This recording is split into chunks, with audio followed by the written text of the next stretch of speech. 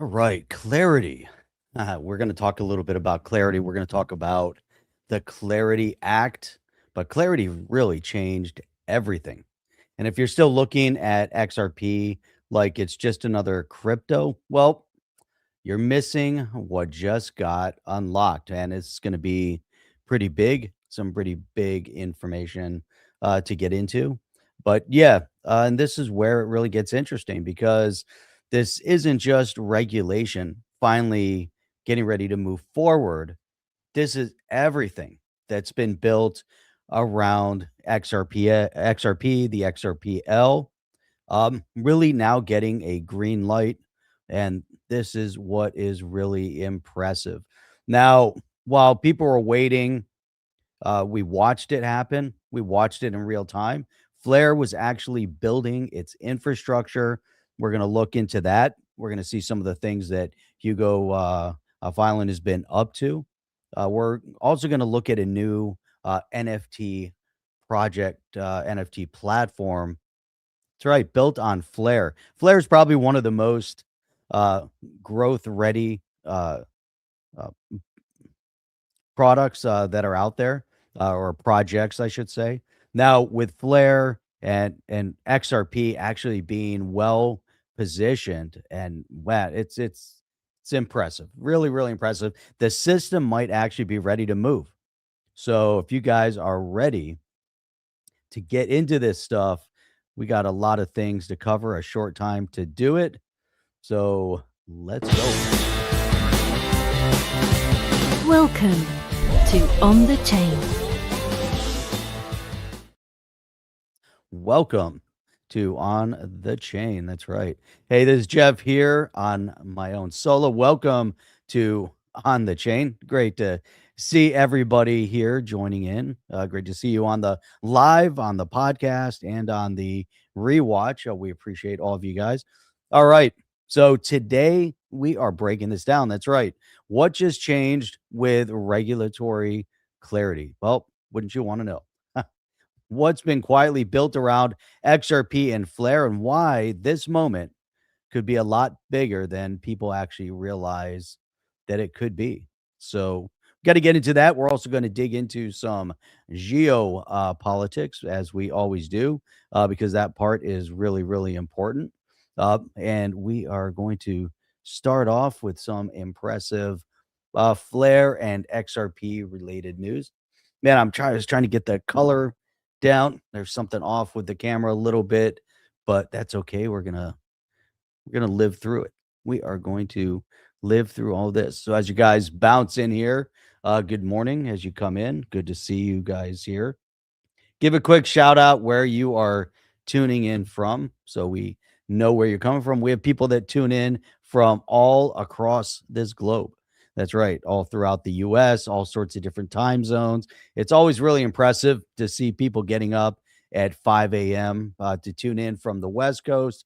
And when we stream at night, seeing people that are tuned in at 1, 2 o'clock in the morning, and even the next day, because we have a lot of people that tune in from New Zealand, from other parts of Asia, from Australia, which is always really great. So we got Pennsylvania logging in.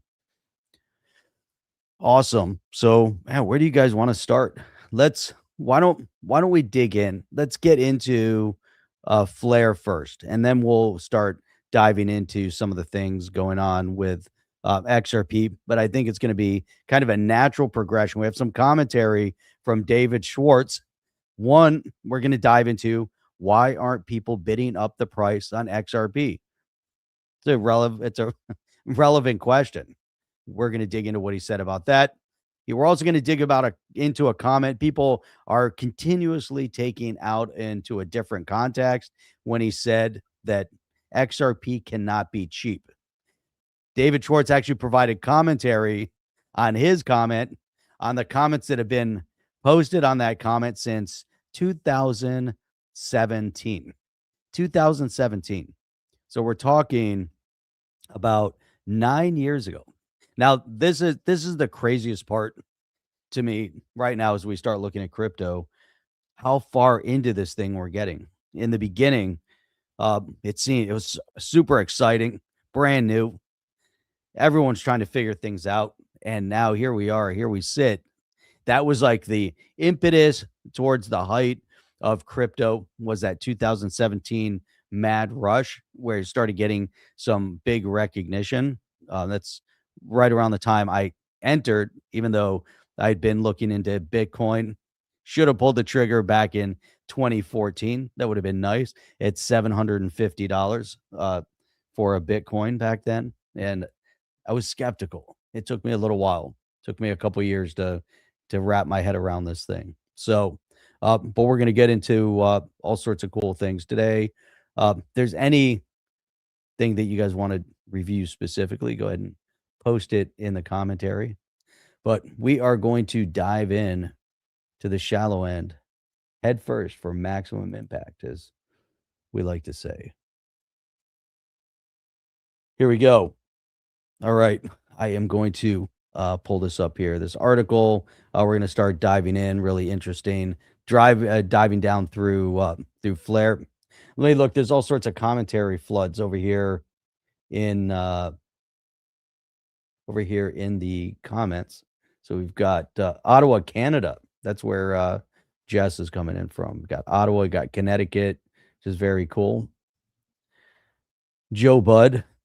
What happens to all the crypto projects that are not SEC listed? That's a good question.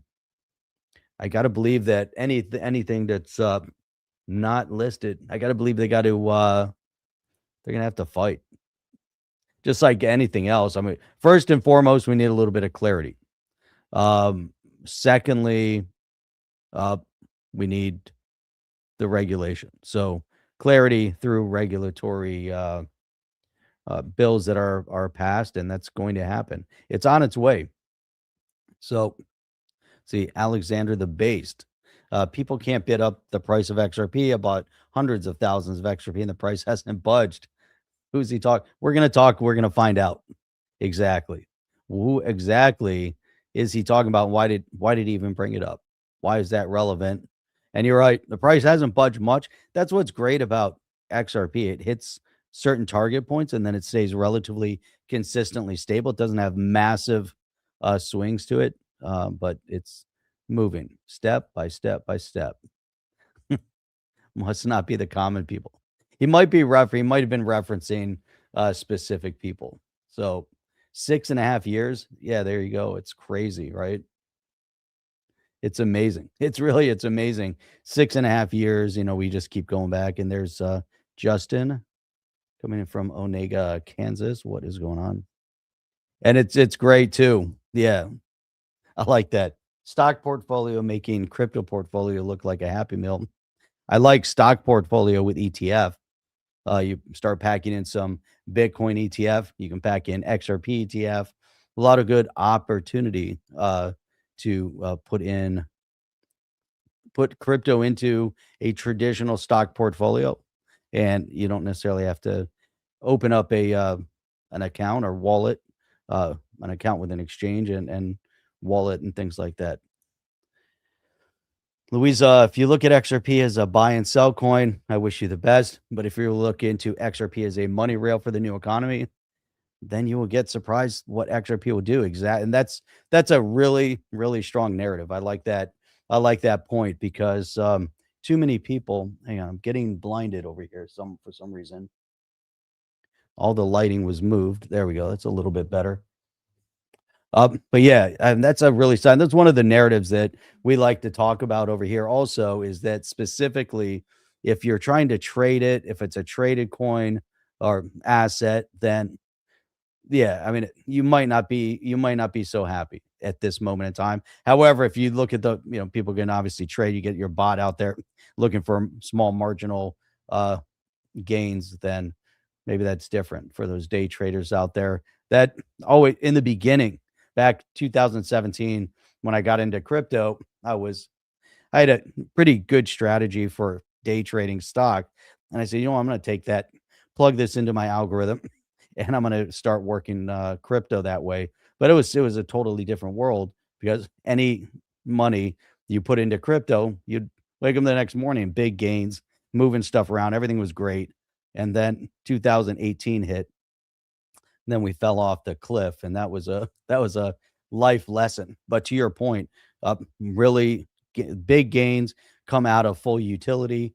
Full utility come out of exactly how the XRPL is being potentially built into the foundation of the new economy and the new financial infrastructures, I should say. And that's where XRP, XRPL, Flare, and many others are really establishing the foundation of all of that, which is great. And we need to look at that also.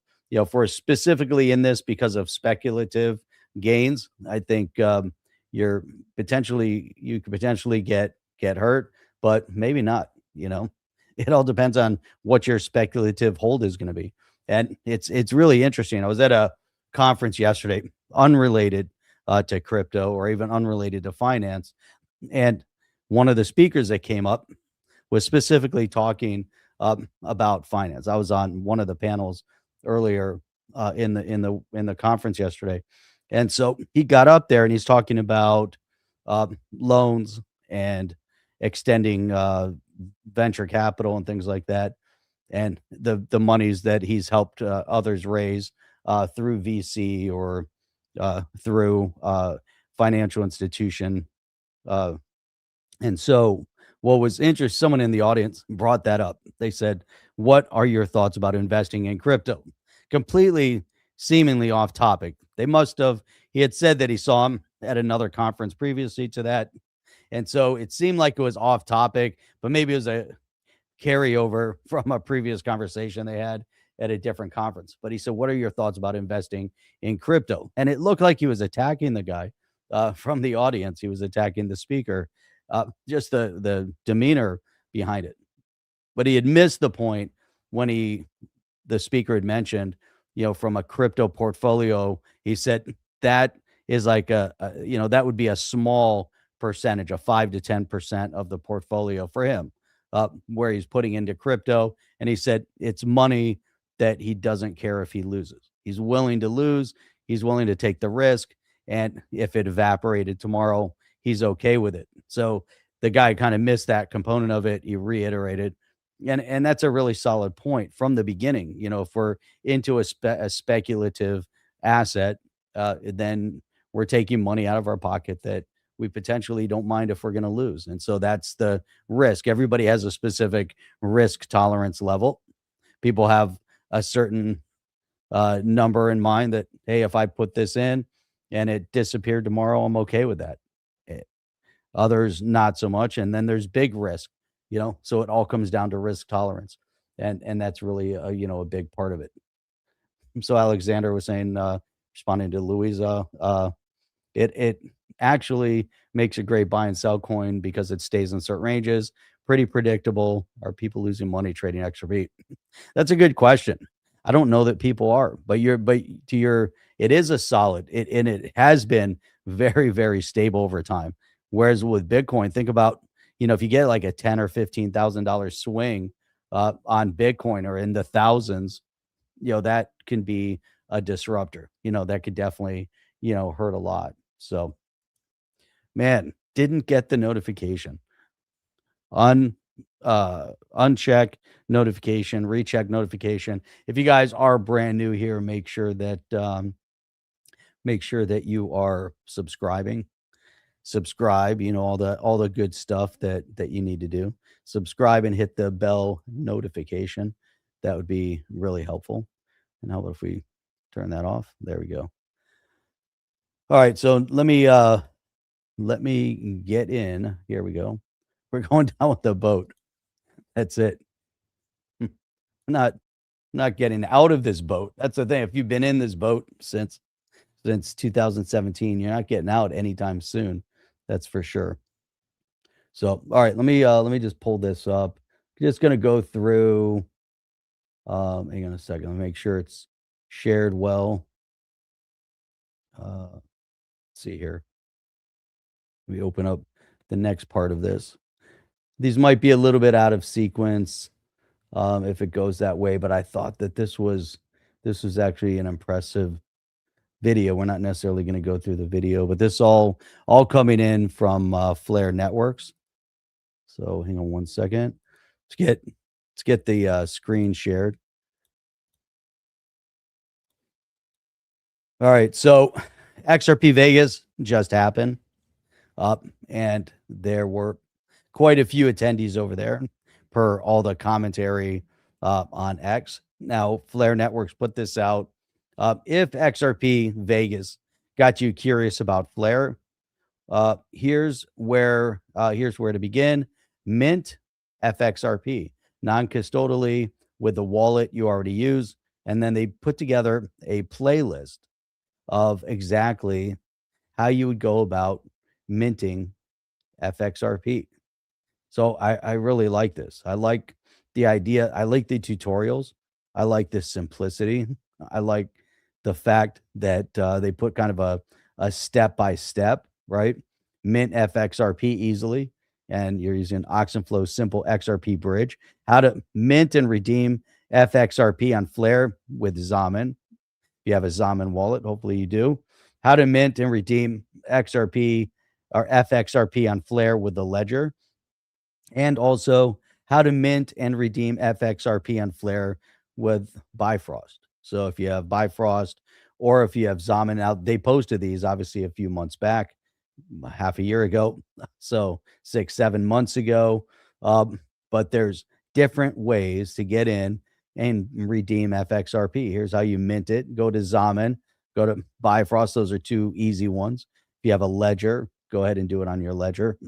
Now, what's very cool about all of this, again, is the attention that Flare is receiving within the community. Now, there's still people out there that are not familiar with it.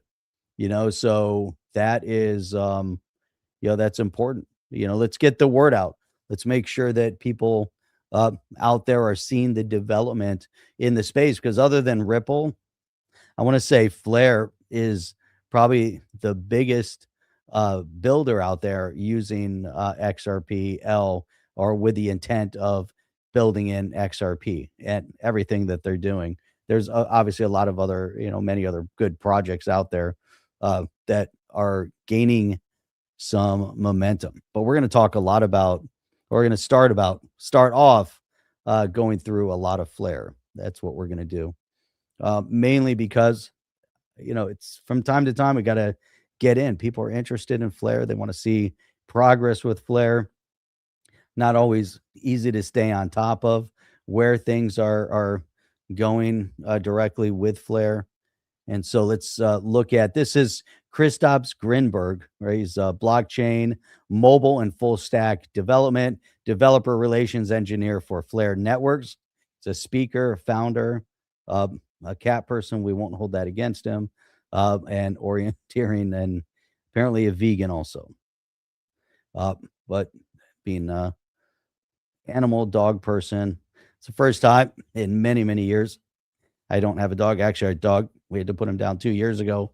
And first time I've had a dog-free house, and it's now 2 years. I can't believe how much time has gone by without a dog in the house. We have one massively sized goldfish that now we're gonna have to get a huge tank for. So here we go. Who's crypto? What's going on? Here we go. Okay, so here's Chris was saying, direct minting F assets on Flare networks just got smoother. Reserve a specific XRPL transaction, tag once, reuse it, or transfer. This is perfect for repeat mints, exchanges, custodians, wallets that don't support memo fields, AI agents. Look at that. Getting ready. This AI is getting ready to explode. There's so much getting ready to go on. I mean, it is exploding right now, but AI with crypto, it's going to take us to a whole new world.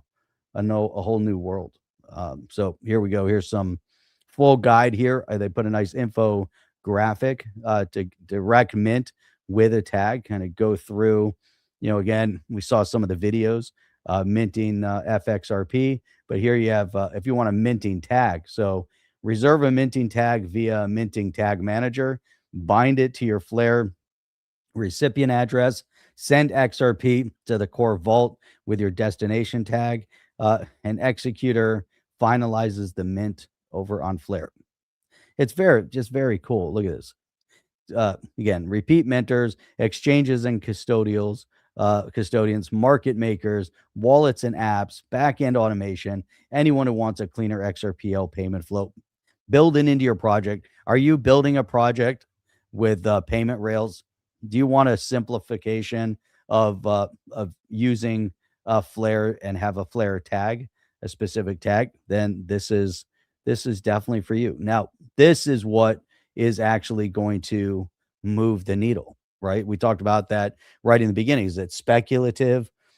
Is it a speculative asset? Or are we looking for those that are building the rails of the future economy and the future financial institutions? This is what it's about.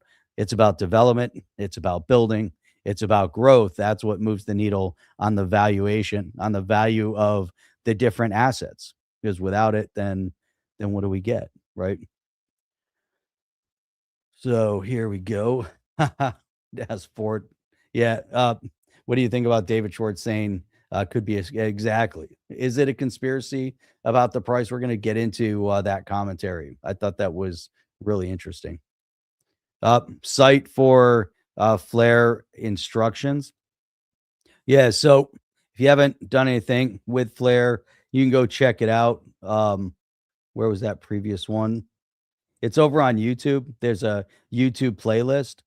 So just keep in mind that as long as you guys go to onthechain.io and just register, you don't have to register with support unless you want to, but you can register for free over at On The Chain. Go to onthechain.io,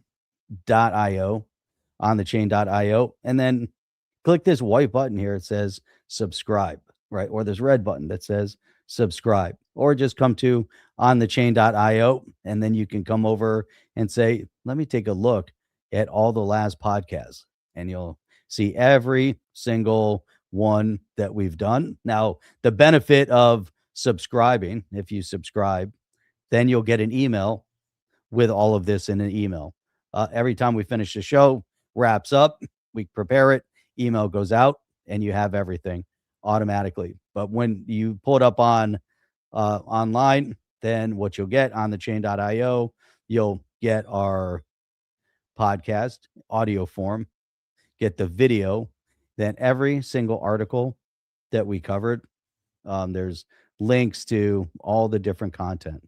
So you can watch the videos, you can go scroll through, look for content, and typically it's going to be sequentially in order of what we talked about as we kind of drill down through the various articles. So it should be up on the new one. Well, after this show, all the different links, everything is posted, and you can always go back, say, I wonder, let me go back. I want to rewatch some of these interviews that had been done as well and see who we have had on the show. We do try to bring in interviews. You can see so far for 26 we're a little bit light, but we had December, we had one in January with the Antidotes team, and then we had another one in January. We have a couple other good interviews that are pending that we want to really get into over the years. So the podcast about the podcast, sometimes you do these interviews, they're a lot of fun to do, but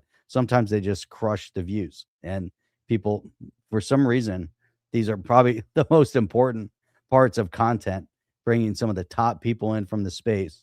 And then the viewership just isn't always there. But anyhow, we've got tons and tons of content to drill back through. So that is a plug for onthechain.io and where those where everything is going to be link wise. So all right, flying solo. That's right. We are flying solo today. And we've got Chad coming in from NYC, New York City. There you go. There you go. There you have it. All right. Wow. Hugo Phylan or Philon talking about the best is yet to come. Well, let's see about that. Let's see if this is the best is yet to come over here. We're going to check this out. This is good too. So This is Hugo saying, this time it's not me saying it, but billions can come to Flare just with Uphold.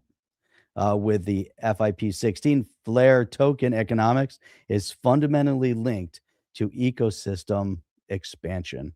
So last year, let's see what this is all about. Let me just open this up here. It's a short video, and it's shot perfectly in horizontal as in vertical.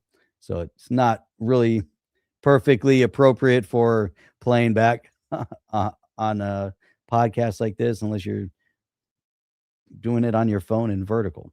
So, all right, here we go. Uphold, huge sponsor of XRP Vegas this year. And even Uphold had some good commentary to say on some of the things that are happening, especially in reference to the billions that can come over to Flare via, that's right, via the platform here. So via Uphold. Chip logging in. Chip 7. What's going on? Vertical. People love shooting in vertical. I figured, you know why? It's because it's for some reason easier for people to hold it like this than like that. Just a little bit more uncomfortable, maybe. I don't know. It's a good question. What it really might be. But let's play this real quick. Last year, as XRP has grown, as use of the XRPL has grown, as RLUSD has grown, Flare has been building, and we're super excited to turn on our Flare integration coming in just a few months. We have billions of dollars of XRP on the platform. That's your money. That's not our money. We cannot trust that to just anyone. So as Flare has evolved, as Flare has built in the new protocols, up their caps, up their limits, we're starting to turn on the faucets.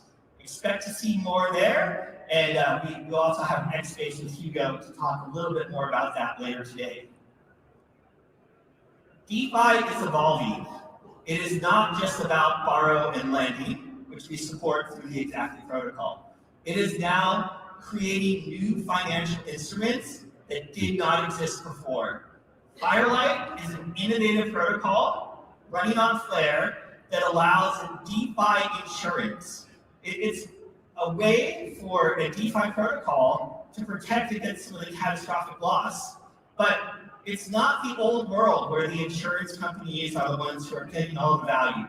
Participants in the network can help secure the protocols that they use. And that means yield on XRP. So Firelight is really, really exciting as it comes. And everyone is still building. Everyone is building. I can't believe that this is what was shared.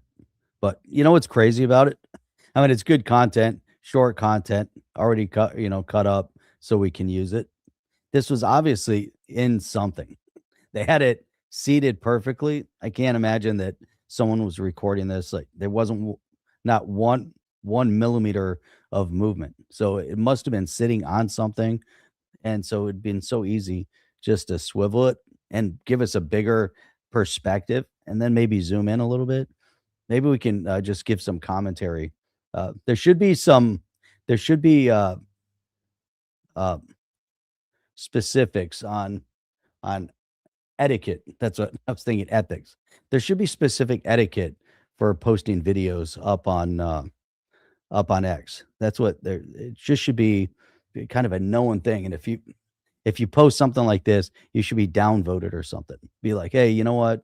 These videos, we got to make a change. This is all posted directly from Hugo. But yeah, I wanted to bring up this comment here also. So you're right, man.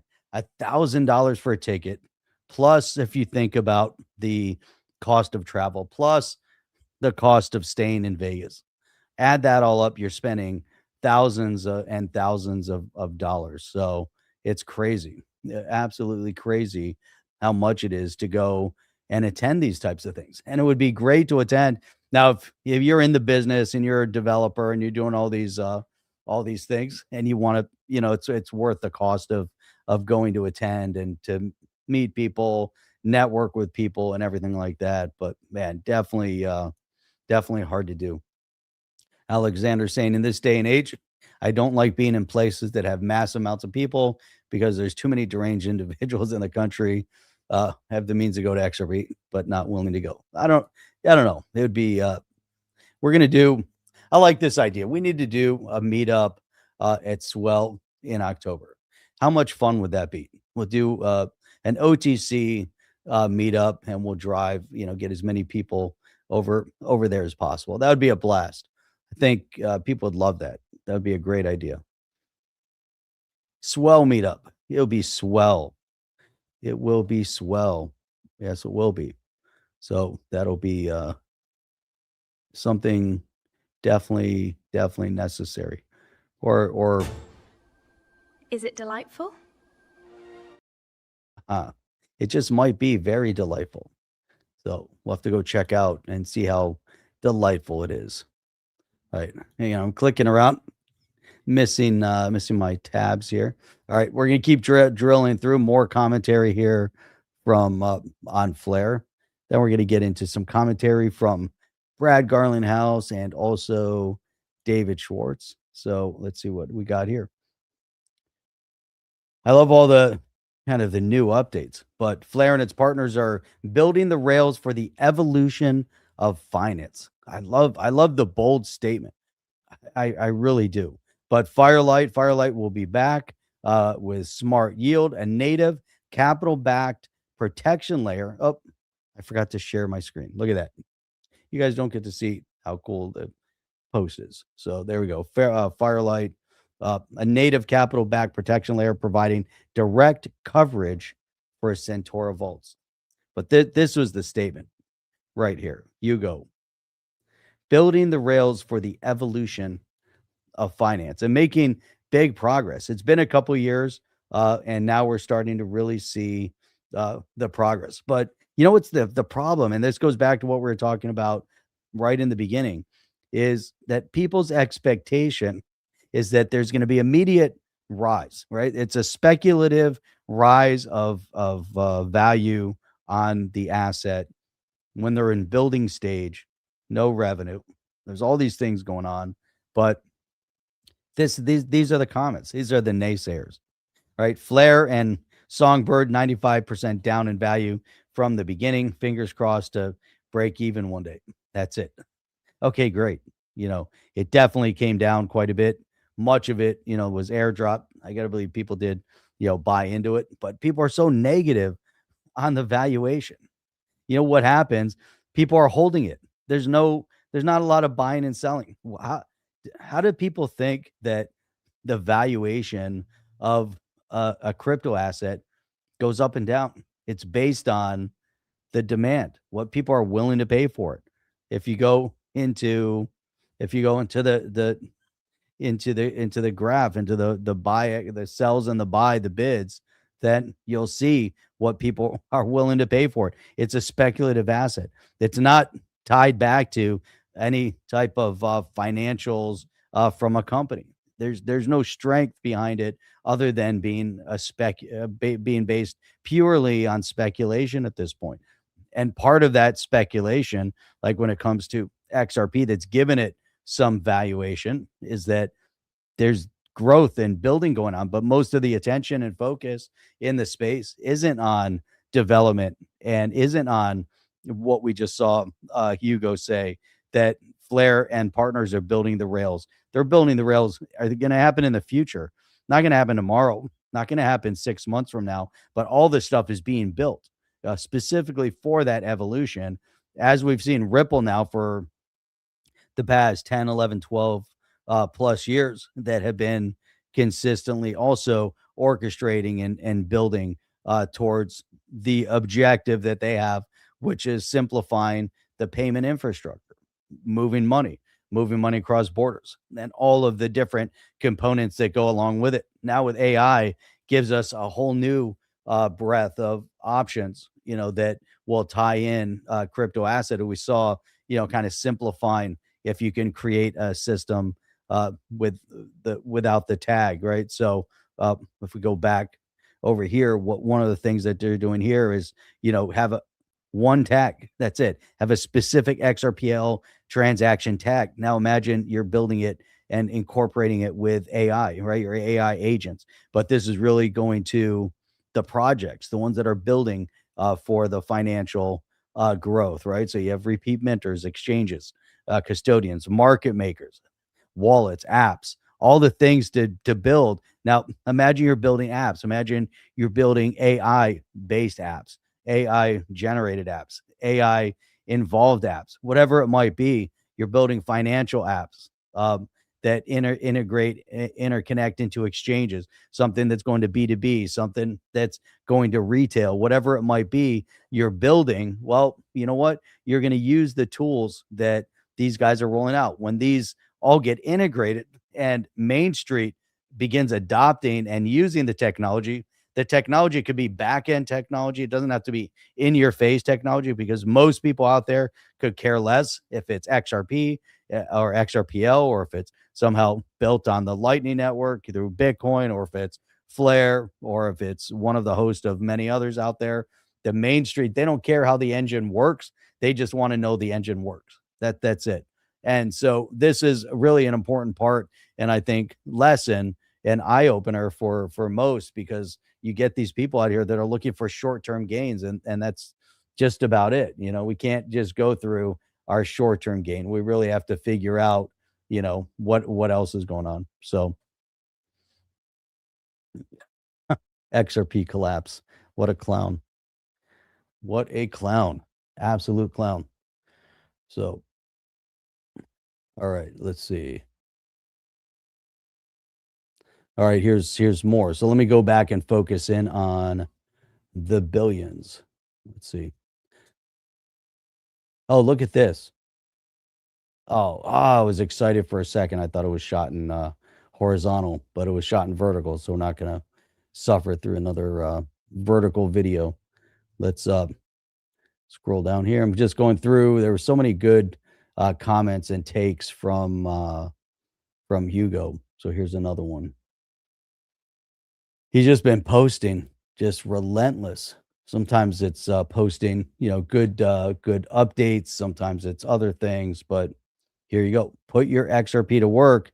Just use Flare and wrap it with Flare. But then here again, you get into it. XRP doesn't need Flare. Stop luring people into useless assets. But XRP doesn't. It's a project that's being built utilizing XRP, utilizing the XRPL, building towards, what did he just say over here, right? There's so much going on. So there's Uphold. Uphold is now very much integrating uh into this new evolution, right? So if you're going to have Flare and being able to wrap Flare, and then they have their videos. So just go in there, mint it, use it. It's a technology. It's a back end technology. It's not a front end. It kills me how stupid some people are in the space, and we see it time and time again. And it really gets old when you see the commentary from some of these people, because they're just strictly 100% in it for making a fast buck. Now, I could say that, after being invested since 2017, and they're like, well, is after all this time, is it 5 years? Is it 10 years? Long term vision. And if you think about the growth over time, all crypto asset, over time as exponential growth, Bitcoin has performed phenomenally over time. And so obviously still risk, still speculative, but this is what it's all about. It's all about building. It's all about the development. And that's it. So that's where we're at. That is where we are at with this thing. Let's see. Let's move on. Let's keep going. This I thought was interesting. So then we're going to get into some commentary with David Schwartz. I thought he had some interesting statements, and also with Brad Garlinghouse. There's an interesting project. We've seen ETH based, NFT projects explode in the past. We've seen the XRP cafe, where our NFT project is sitting and waiting. We've got the badass Yetis over on XRP.cafe. Now, check this out. Unlocked 1 million in Flare volume. This is Digital Dynamics. Less than 1 month after launching, the Digital Dynamics NFT marketplace has reached a huge milestone. 1 million plus FLR Flare volume in traded NFTs, fueling our ecosystem growth and inflows to the royalty vault. Proof that Flare Network's NFT ecosystem is picking up steam. This is just the start. So there you go. There you have it. This thing is definitely making some headway. Let me pull this over here. So this is Digital Dynamics. This is their NFT marketplace. Lower engagement. Stuff is happening though. They've definitely made some progress. It's interesting. You know, we saw the same thing with XRP.cafe. When you really get into it, you don't have massive engagement. Now, people say, why doesn't the price and valuation of Flare or XRP go up? Well, the reason why they don't go up is because people don't part with it. You know, you don't have a lot of transaction. Why is ETH valuable? ETH, first mover advantage in smart contracts, first mover advantage in ERC20s. They did things right. They were kind of like the PC world with Microsoft. And they said, you know what? Microsoft's like, hey, if you build a computer, you can load our software on any computer. Doesn't matter. So what did ETH say? Hey, if you want to build a token, you use our platform. Build it as an ERC20. Lots and lots of them. They made a real smart move there, brought everybody into the ETH world, right? And so from an NFT perspective, same thing. NFT, you know, they dropped and it brought huge amounts of attention to the NFT space with OpenSea and others, all ETH based. What was the problem with it? It's way too expensive. The cost of gas is super upsetting. You know, it's crazy how costly it is to transact an NFT in the ETH space. And so that's problematic. What did XRP.cafe do? It's amazing. It's not costly. It's fast. And it's cheap. You can purchase, sell, move, transfer an NFT over the XRPL using XRP.cafe. Inexpensive. What's the benefit of Flare? It's showing real world utility and activity using Flare. That's why I'm super impressed with Digital Dynamics, and it's newer to the marketplace. So you have a newer product to the marketplace and there's more to it. So who's crypto over here? Who's crypto? Digital Dynamics, a great project. They also run a Flare entity that you can delegate and stake to. Now, full disclosure, who's crypto helped John set up the Flare entity. So who's crypto said they will be adding a second validator soon. So that's exciting. That's real exciting to see. This is what it's all about, guys. You know, it's not about, hey, what's the speculative price point, and all these idiots that always love to comment on posts and say, oh, it's a shit coin, or, you know, look at this, Flare's a shit coin. I believe in you and invest in Flare, and all it's done is lose me money. Just another overhyped scam. Is it an overhyped scam when these guys are developing? They're building the rails of the future of finance. They're actually building a product that is functional and usable, and they're making massive progress. And then you have other projects that are now building on top of their layers. So how does that become a shit coin? A shit coin is an asset coin that has no attachment to anything, strictly built based on speculation. Then you can make some claims, but don't make a claim that it's a shit coin. Hey, I believe in you, but your coin's a shit coin. If you believe in him, then you believe in the project and you know exactly the direction they're building in. This is impressive. When looking at where this is at with Digital Dynamics, I really love it. You know, you come in here, learn the ecosystem, really drill down and figure some things out. I like it. I really do. I like seeing the growth. Love seeing the initiative to put together something like this. Uh, and now, you know why you don't get massive engagement? It's because of the people. It's the audience. It's not the project. It's the audience. People within the Flare and really stemming from the XRP world don't part with their XRP. That's just the point. Bitcoin, people are willing to buy, sell, they move it around. Ethereum, same thing. That's why the Ethereum NFTs exploded, because people are willing to not just part with their ETH, but they're willing to part with the gas fees to move their ETH. That's monumental. I can't believe, how difficult it has been over the years to buy anything or move Ethereum and buy anything with Ethereum because of the gas fees. You want something for $100, you're paying like $60 in gas fees. None of it made any sense to me. It's like Vegas money. It's not real world. But over here you have good volume. This is just the beginning. What is the potential of what could happen within this Flare NFT marketplace? Going to take a lot of marketing, take a lot of doing, take a lot of activity. Then it's going to take creators and builders and all of that that need to jump in here. So yeah.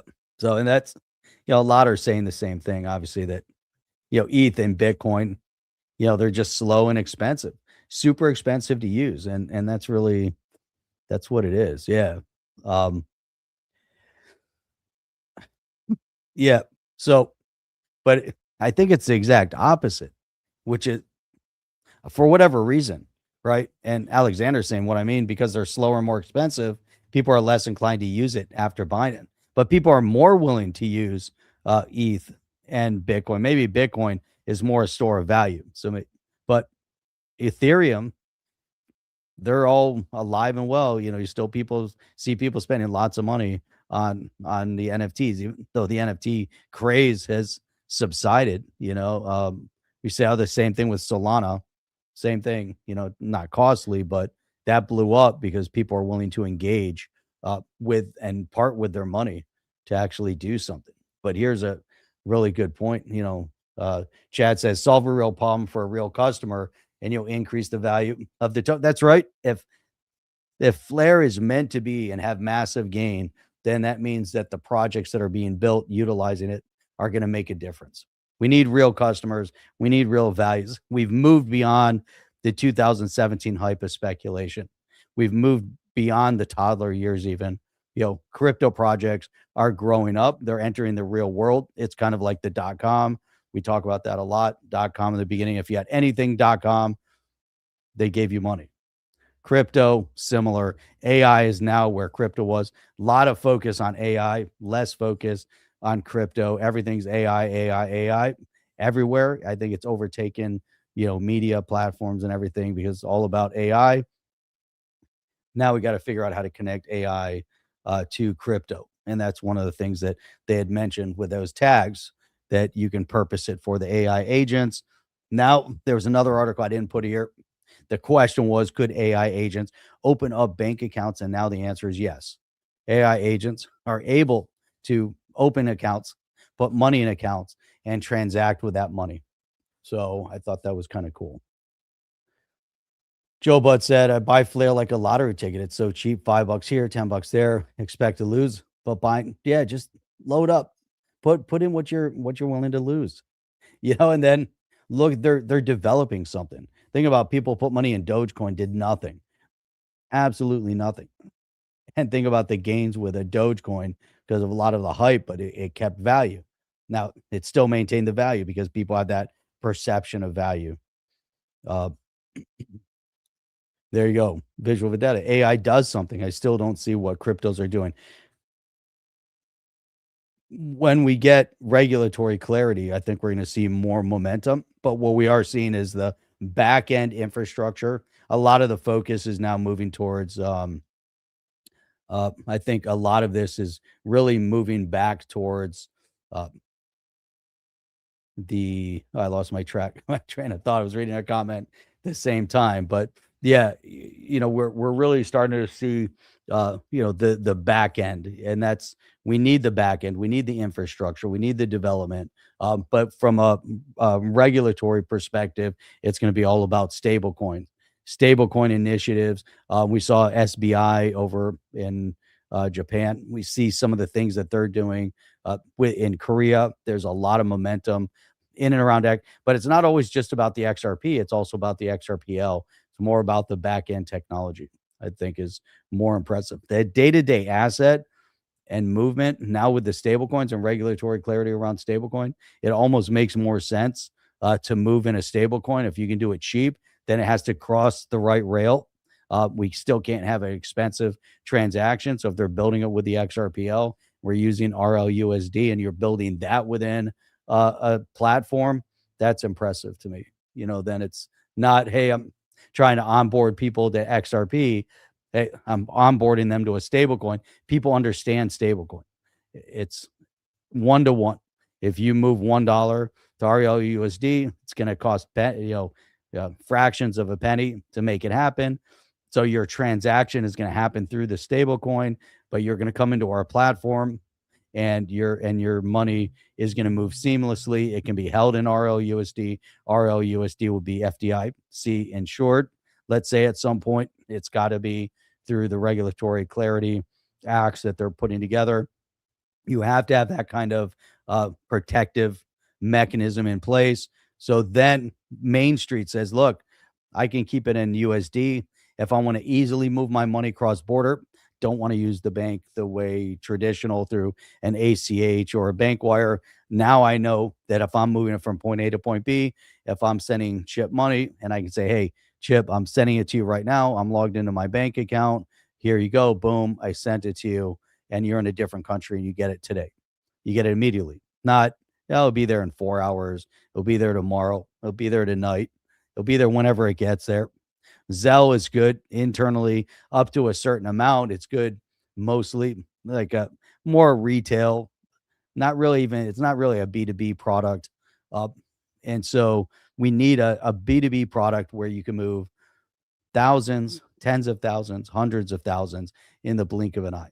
The technology is all there, but it has to be accepted by Main Street. And that's the big differentiator. I think most of the people that put commentary up on the shitcoin status of the projects, I think they probably are, they have never been actively involved in business, building businesses. Maybe they're new, maybe they're younger. I don't know. It just kills me. Their focus just not in the right place. So Chad, BTC is store of value. XRP will move that value at the speed of the internet. That's it. That's all we need to know.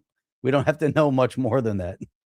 And Ozzy says at least XRP has clarity. That's right. The only one. There's no other asset that has clarity that was derived from a court case. And there's precedent. There's precedent set that now gives complete clarity to XRP. It took a couple years. Think about Ripple on the forefront where they were fighting to make that happen. To me, that's impressive. That's why we talk about Ripple so much. I care less. I mean, I have zero gain, zero invested in whether or not Ripple does well or does poorly. What's interesting about it is they built this project utilizing the XRPL in order to facilitate cross-border payment that's going to impact B2B transaction, and it's going to impact how all of our transactions, our monetary transactions occur in the future. Now, does that mean that XRP is going to become the reserve currency? No. Does that mean that XRP is going to replace the US dollar? No. Does that mean that it's going to help simplify and speed up the movement of money and do it efficiently and cost effectively, meaning super cheap? Yes, that's exactly what it means. That's exactly what they built. That's exactly their infrastructure. And that's their priority. Their priority is to their business and how much money they can make. And that's really the beginnings and the ends of it. However, what's more, again, impressive about it is that they're using the very technology that we're talking about, that we're referencing. And and that's how it is. Now let's go and actually look at how some of these guys are talking about it, because we've got David Schwartz and Brad Garlinghouse, and we've got some really interesting commentary from them as well.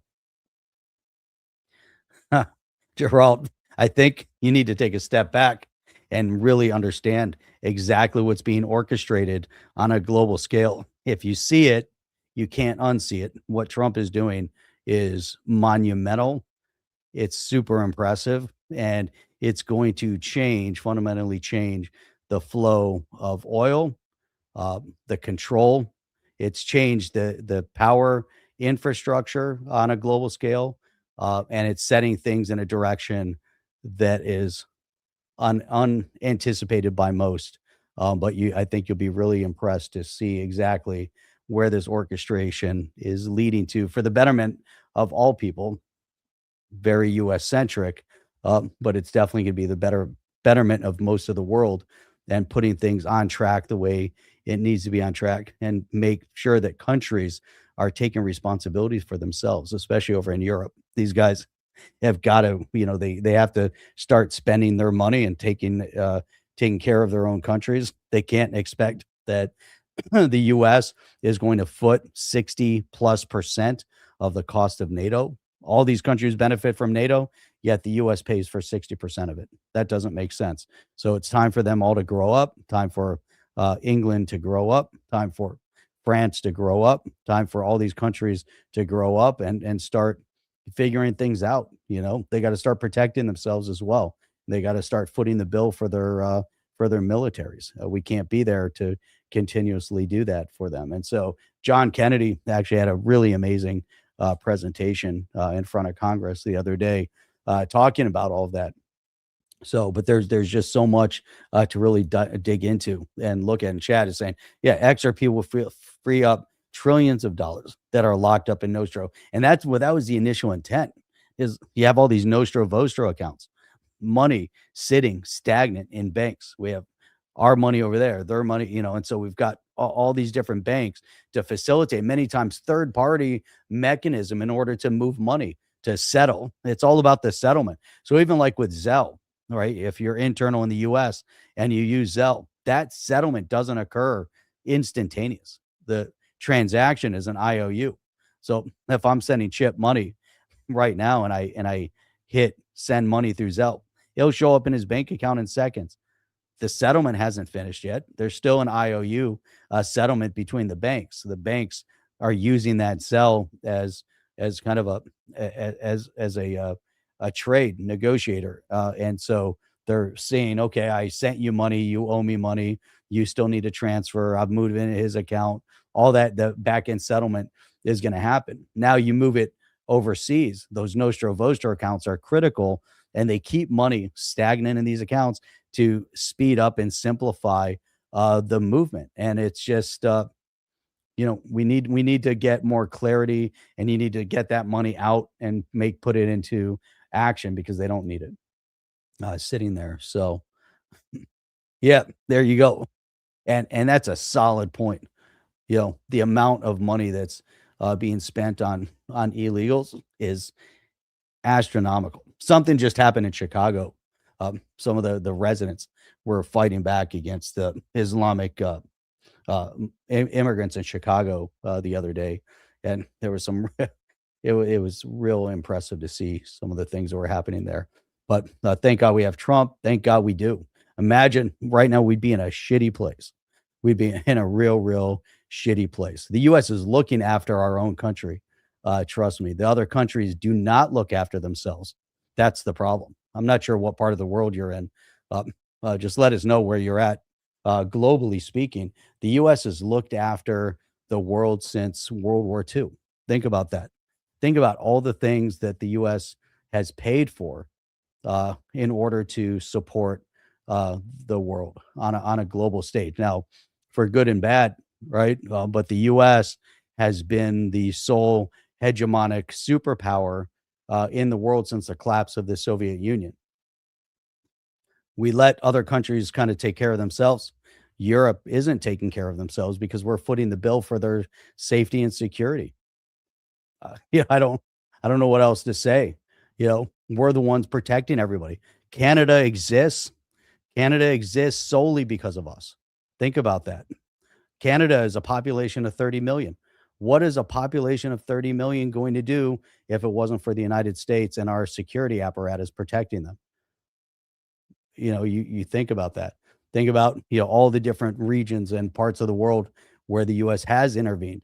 Again, for sometimes good or bad, I mean, but it's all, at the end of the day, there's a lot of other things that are happening that people don't really analyze appropriately to understand exactly here's why we got involved. Here's why it was necessary. Here's some of the things that are being orchestrated, especially like right now. And I've got a good video that we're going to play that explains it, almost, to the T of exactly what's happening. Jim D, the Iran war was all about wrecking the Hormuz Straits. Exactly. With Iran's own mines while rehubbing a new oil gas info system through Saudi internal pipelines to the Red Sea, Iraq, Libya, and Israel. That's a component of it. Jim D can get even deeper into all of those things that were happening because, and this video that I'm going to play here in a little bit will also get into it, the orchestration, and think about the Strait of Hormuz, right? All the oil, like a vast percentage of oil flows through the Strait of Hormuz, or did, right? Now you move it. Why did Saudi Arabia leave OPEC? Why are things changing right now over there? Why did we go after Venezuela first? Why is Cuba about to fall? Why are all these pieces critical and important? What about our economic war with China?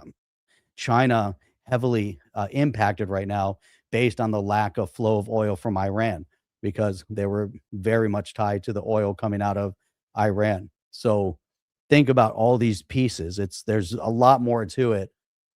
It's a brilliant strategy of what's happened. There was another video, I'm not going to play it, that talked about kind of all this apparent looking like chaos in the world while all of these infrastructures are being adjusted. For what Jim is saying, the Middle East is going to be a completely different place when it's done. It's going to be a more positive place. The Middle East is going to be structured the way it was meant to. The British will have zero control and input on what happens over in the Middle East. That was a really important component of it because the British still had maintaining some sort of control over the Strait of Hormuz. And so, that is done. So we got to remove that control mechanism. A lot of the tension and chaos that we see in the Middle East was actually put in place by the British in order to control this British Empire or this Arab Empire that they were trying to build under the authority of the British Crown. So there were a lot of orchestrations. Plus, they saw the value of the oil, and there are a lot of components to it. Why the British did what they did, why they did it, and it kind of backfired. But at the same point, they maintained control in that region for a long time. And so there's just so much, that is going to be that's happening right now as we speak. We're definitely seeing a lot of this unfold, and it's all impacted back to crypto. We can't forget about the significance of crypto, what it means in the financial space here. So let me open up another one here. Hang on a second. So now let's just get into David Schwartz. I have a couple more of these. Then want to get into the Clarity Act. There's some updates on Clarity Act, which is interesting. And then actually there was some really good commentary from Chip. If Chip is still on, we're going to read through that. And we're going to look at the Trump doctrine on full display. And Jim D already kind of dropped some of the science on that one. So that'll be great. The UAE and I thought it was Saudi Arabia. Was it only the UAE? I thought Saudi also withdrew from OPEC. I thought that was Saudi. Need to look that up. But I swear I heard Saudi. It wasn't just the UAE. Maybe that was wishful thinking. Okay, here we go. Check this out.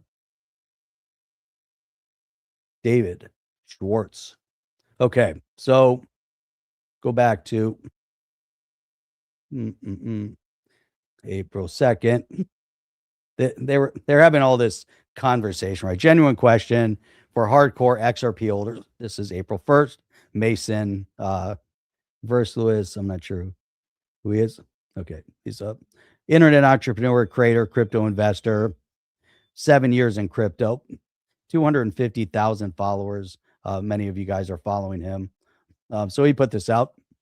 Genuine question for hardcore XRP holders. Why would global banks choose to use XRP and in turn potentially boost its price through the roof when Ripple holds 34 billion tokens?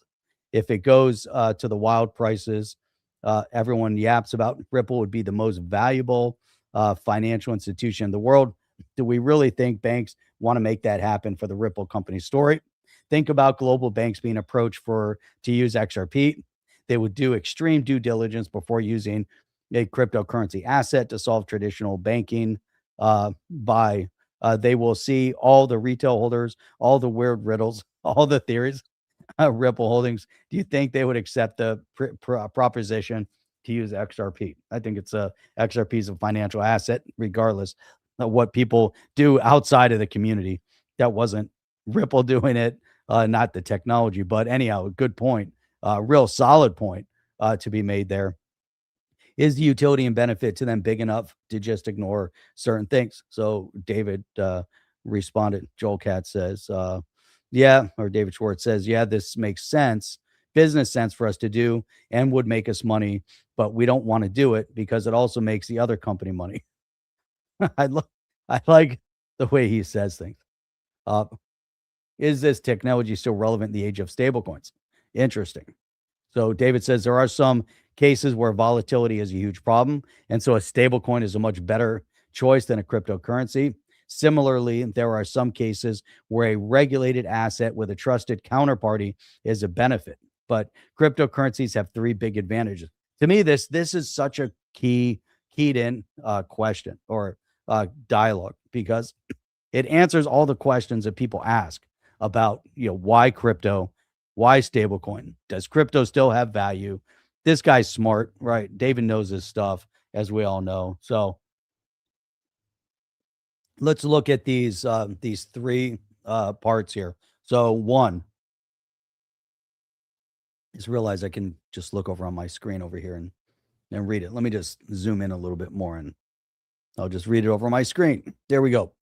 A stable coin can only be stable with respect to one currency, and a stable coin denominated in the fiat, you need it to be stable relative to may not exist with the qualities you want.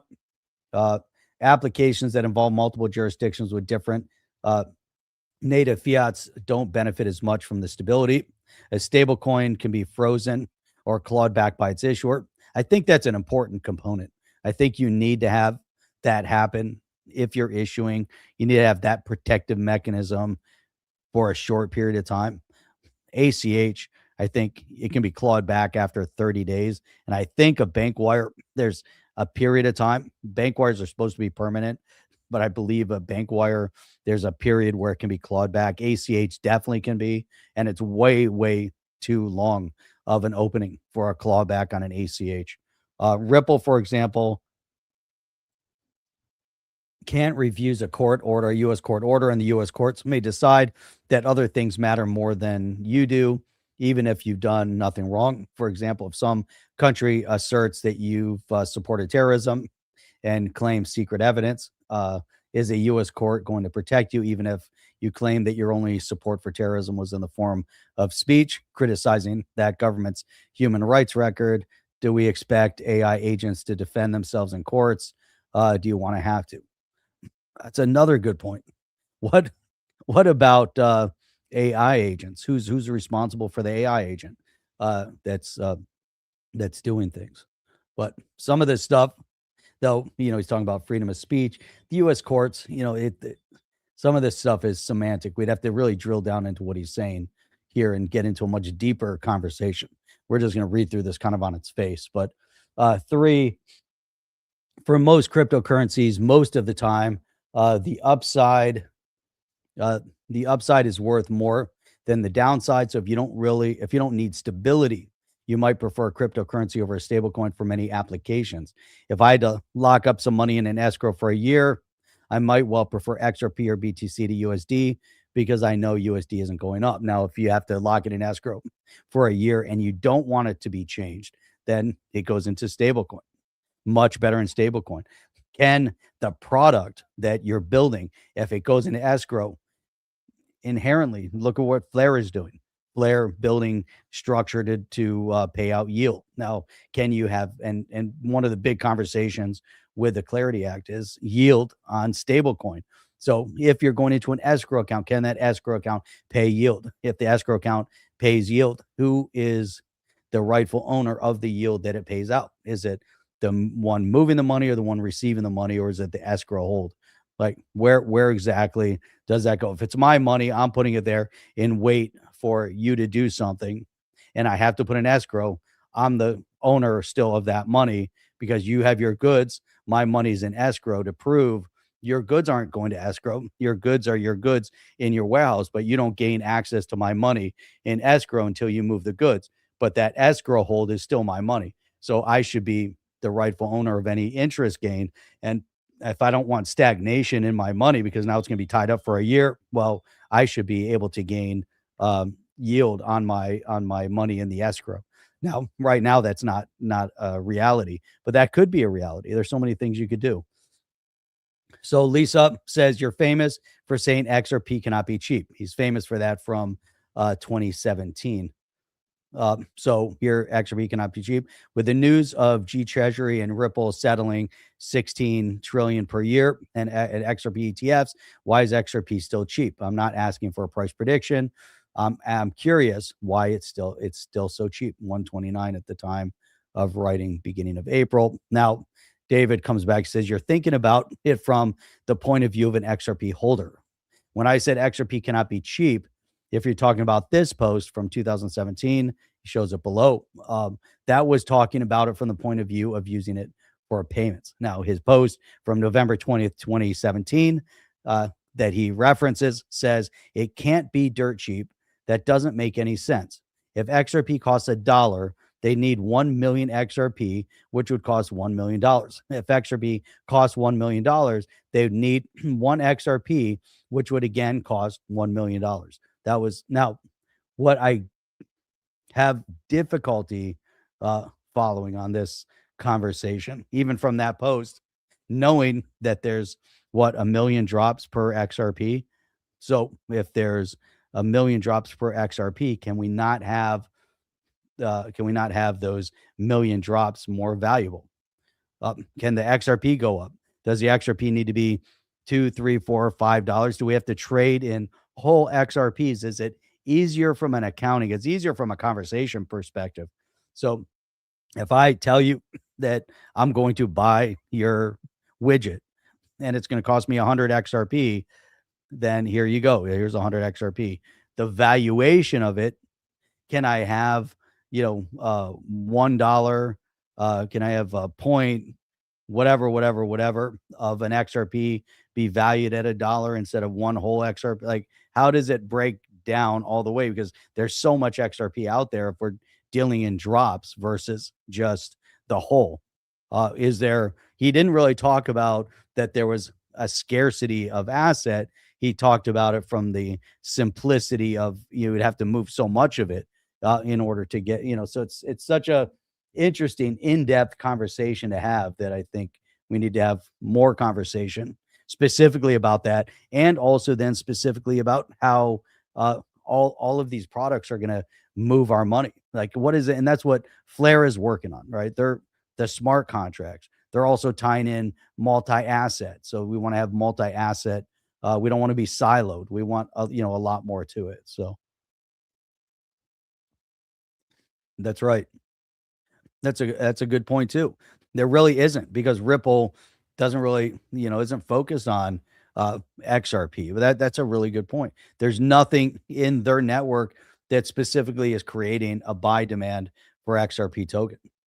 Not especially now that they're going to be utilizing RLUSD as the primary asset that would move. In the beginning, though, it was about using it as the backbone, and so they were going through an exchange. there had to be a third party mechanism in place to move value. So your money had to go from currency to XRP, from XRP back to currency, to the next bank account. That was the process of transaction. Now, if it goes from USD to RLUSD, and you can hold it or move it or do whatever, RLUSD transfers to customer B's bank, and there you go. Then it's crazy. Yeah, I mean it's amazing. It's really amazing. So the transaction, the movement, there's just so much. Yep. Who's the paid pumper for XRP? It really, it's amazing. So you got to look at and what all these discussions and conversations. So there's another one. Let me look up. But here's the other one. So I referenced this in the beginning. So let's take a look at this. And then you have to look at what David says. Kind of try to dig down. You have to have a more in-depth conversation about where he's coming from, exactly what he's talking about. So now if we'll go back to the beginning conversation here. Let's see. There's a lot more agreement that most cryptos are scams than there is on the ones that aren't. There's a ton of scams out there, unfortunately. So BTC to zero, dear Mr. Schwartz, crypto influencers have built an entire industry on Chris Bernesky's crypto version. Price equals PQ over V times S, theoretical formula, and how it would create a $10,000 XRP. Would you be so kind to offer thoughts on those invested and waiting for a $10,000 XRP? Now, that's so David's response. If there were a few very rich, very rational people who really believed that there was a 1% chance that XRP could hit 10,000 in 10 years, they'd bid XRP up to at least $20 today. Why aren't they? Conspiracy? I think he's commenting on it's not going to 10,000. And that's the whole point. Definitely not going to 10,000. Now, if there was a handful of people that held a large percentage, can they bid it up? Can they put their bids in? You look at the paywalls or the bid wall, the bid walls. So you have the ask and the bids. And so if you add the buy points and you say, okay, I'm willing to pay X for it, and you start evaporating all of the sell. And so that's really what it's at. Can we evaporate the sells at a low point, and the buys have to match up? And so his point here, really interesting. Can it hit 10,000? Probably not. Probably not going to happen. Probably not realistic. And I think that's a big part of it. That's not really happening. So they kept drilling down. They have long discourse over this whole conversation with the multipliers, and then you have those that think that XRP is replacing the US dollar, that XRP is going to become a reserve currency, et cetera, et cetera. And no, that's not happening. Not happening. Definitely not happening. XRP is where XRP is right now. It's a $1.29, $1.30, $1.40. Why? Because that's what the investors say the value is. It's a speculative asset at this point until we see more development. We have to really stress that. Bitcoin is valued at 77, 78,000 because that's what people say it's valued at. People are willing to buy it for 78,000. That's just it. Is there other pressure that's moved in that direction? Maybe, maybe not. Is there hype? There's definitely FOMO and FUD built in around it. FOMO and FUD triggers are definitely built into stock investing all the time. You see it once it hits Main Street. These guys are pushing it, or they're pushing you to sell it. Then it's already too late. But they're trying to push the price point, and there's a lot to it. So I believe there's visual in data. I believe in XRP, but if this next halving in 28 doesn't get the price of XRP at least 10, I might just be out. There you go. 28. Visual Vendetta has put his max wait time to 2028. That's it. So let's meet back here. We'll do a meetup 2028, and we'll see where things are at. Things are going to be in a month. 2028. 2 years from now with AI, our world's going to be a different place. AI is growing at such a fast pace right now. It's crazy. You can't keep up. Can't keep up with prompting. Can't keep up with building, development, all this stuff. It's just so fast. It's just so fast. What's happening right now? Jim says nations will need a fast value transmission digital backbone just to pay its global debts paid by inflation. We need something. They definitely need something in place here. All right. Let's just wrap up. We're wrap up on the Garling House. Then we're getting into the Clarity Act because Clarity Act is coming. People want to know when. There was some commentary about when, and it's not tomorrow, but it's coming soon, potentially coming soon, potentially. But here's Brad Garling House. There's so much hype around XRP Vegas, and obviously everyone's feeding into it. Everybody's excited about it. Everybody wants to move the community. They want that community involvement. But Brad Garlinghouse, and he's very going to be Ripple centric, right? But even when our backs were against the wall, we refused to fold. That's Ripple. Always great to be back for XRP Las Vegas, and even better to see XRP in the lights. Vegas plastered. All the signage all over the place was XRP. So that was definitely going to be that was very cool. A lot of hype over everything that was happening out there. Aussie, buckle up. This cycle is different.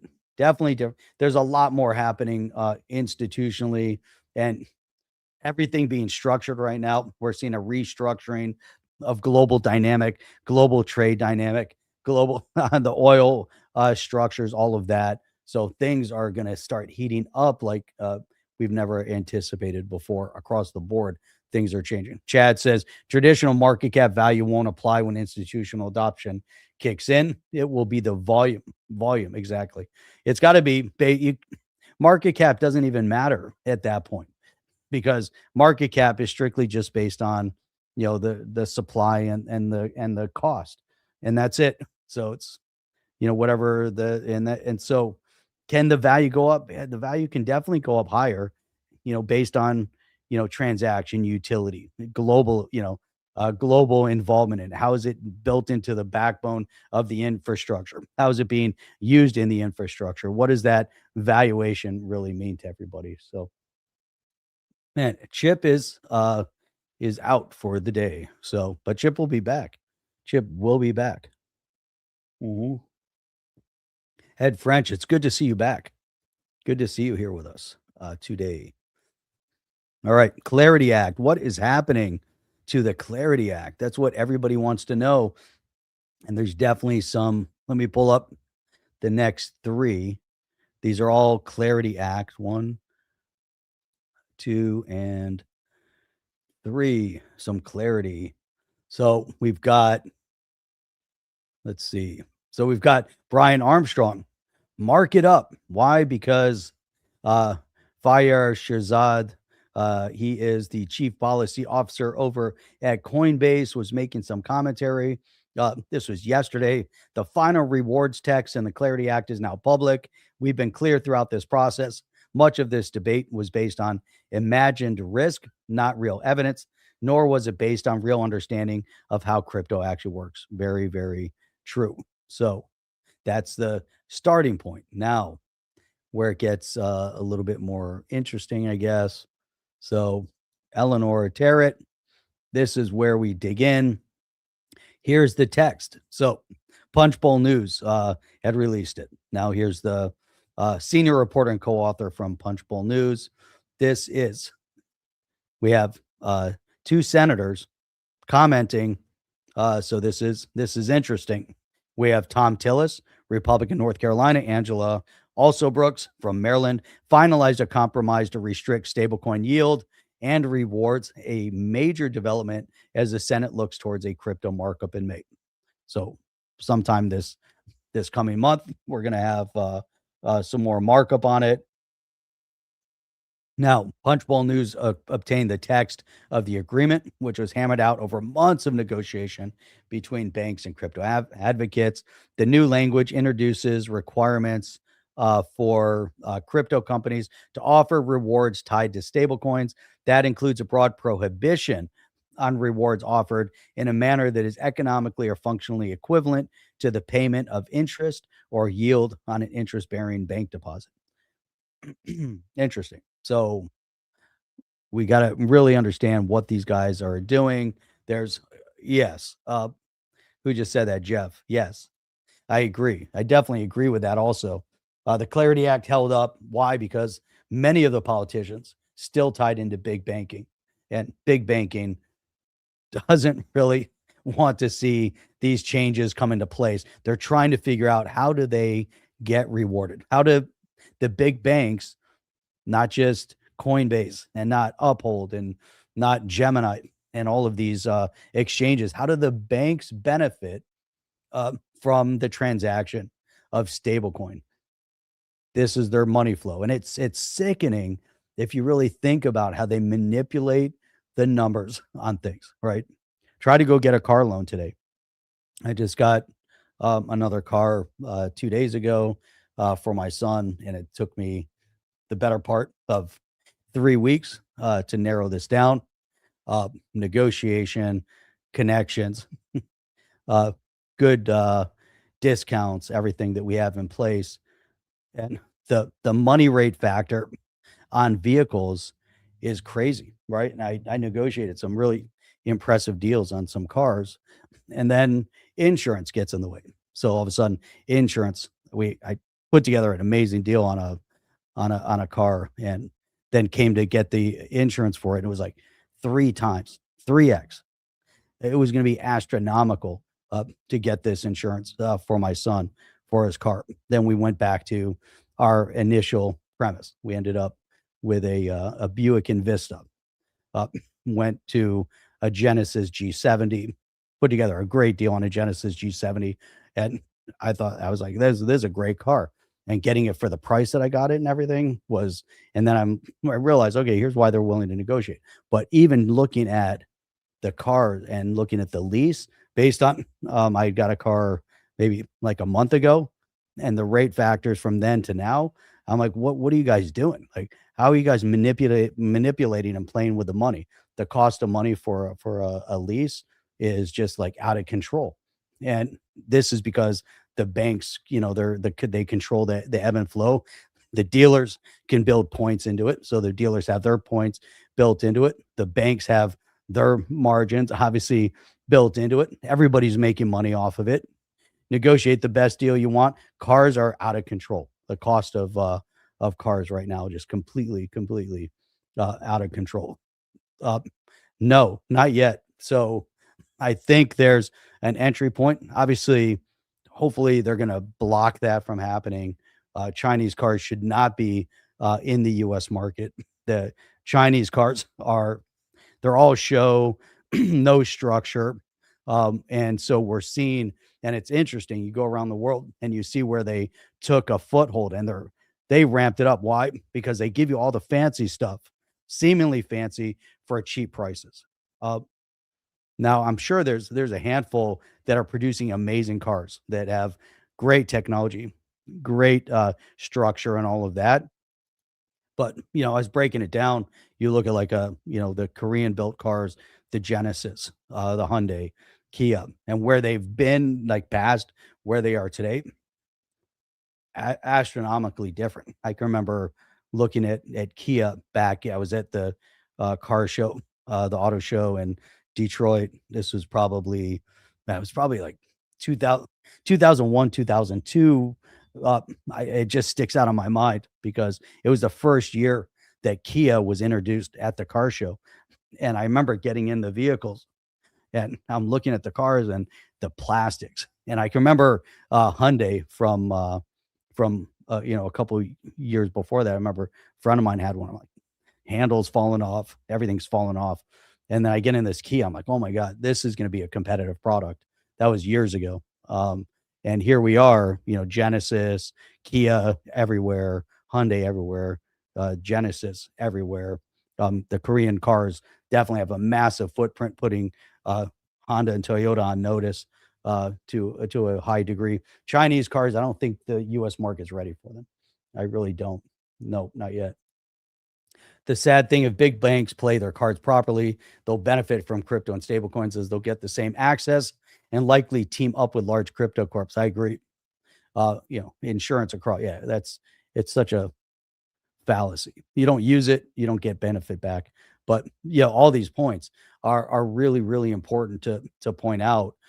Now the question is, do the big exchanges go after the banks? The banks go after the big exchanges, or do they have some sort of partnership? I think we're going to see buyouts happening in the near future. As soon as there's regulatory clarity, that's when it happens. So Clarity Act passes, crypto assets, and there's more clarity around the space. That's when banks become players to either buy or be bought.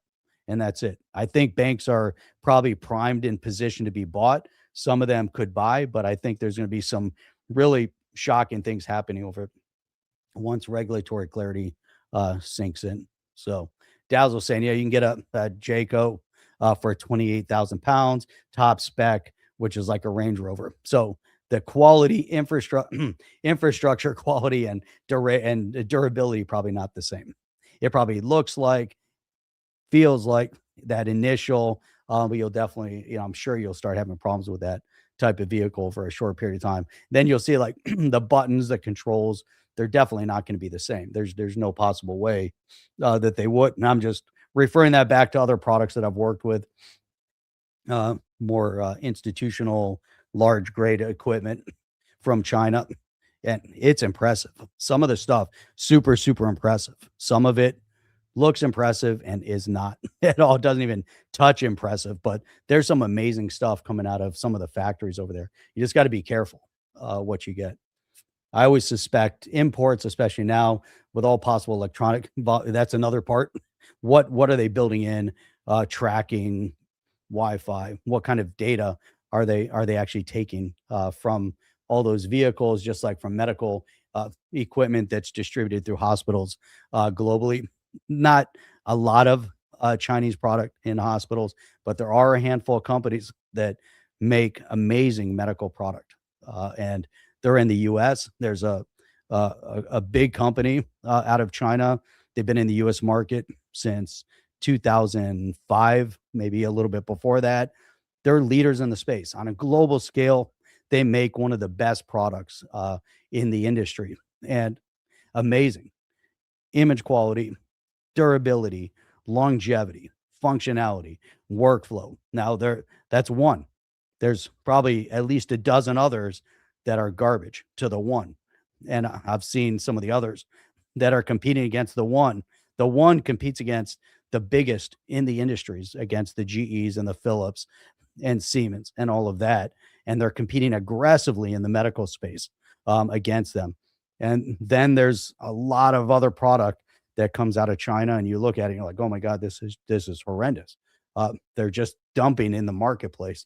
So you just got to be very cognizant kind of across the board. So, all right, here, final note on, I think this is the right article. Let me see here. No, we just said that, oh, here we go. Yeah. So now this is going to come from politicians. So we've got two politicians making commentary on the Clarity Act. Oops. There it is. So we've got two politicians here. So you've got, here you go, Senator Tillis, who was in the markup, commentary, said latest, Senator Tillis says Clarity Act is ready for markup, telling the Senate Banking Committee chair to move forward after weeks of delay. There you go. Look at that. Then we've got Tim Scott. Tim Scott says the Clarity Act will land on Trump's desk this summer. So that means maybe June, maybe July. There you go. So is this the direction? Are we waiting June, July? Now we have to wait and see. June, July. That's the time frame we're looking at for the Clarity Act to be officially signed off on. They're going to do final markups in May. Things are moving forward. Things are looking up. Some of the big players in the space right now, senators on committee, are excited about it and telling us that it's getting ready to move forward. So there you have it. There we have it. Good stuff. All right. What else do we have? Yeah. There you go. Chinese still buying lands near our base. Got to block that. That can't be. Chinese cars banned from military base. That's good. Couple countries around the world were buying Chinese vehicles for the military, and they all discontinued. Hopefully, I don't know all, but many of them that were adding Chinese vehicles to the military, they've now banned it and said they cannot because they found tracking devices and also quality of product, durability, finding, getting parts, getting it fixed, all of that stuff. But there were multiple factors involved into why resale value on the Chinese product also extremely low. Not very good. But hey, you want fancy appearance, you want the lipstick, but you don't want the quality. That's okay too. Just to expect that short-term durability and maybe it won't be safe. that's that's also a possibility. Let's segue here briefly into some geopolitic. Let me close all of these and then reopen because it got to be a mess. I promise I was going to play that video that Jim D was kind of referencing a specific doctrine. And I found this video earlier. This guy succinctly put it out there. I mean, amazing. And I was watching it earlier. I'm like, oh my God, this guy's got it pretty much spot on, his analysis of it. But I want to pull up yeah, well, that's it.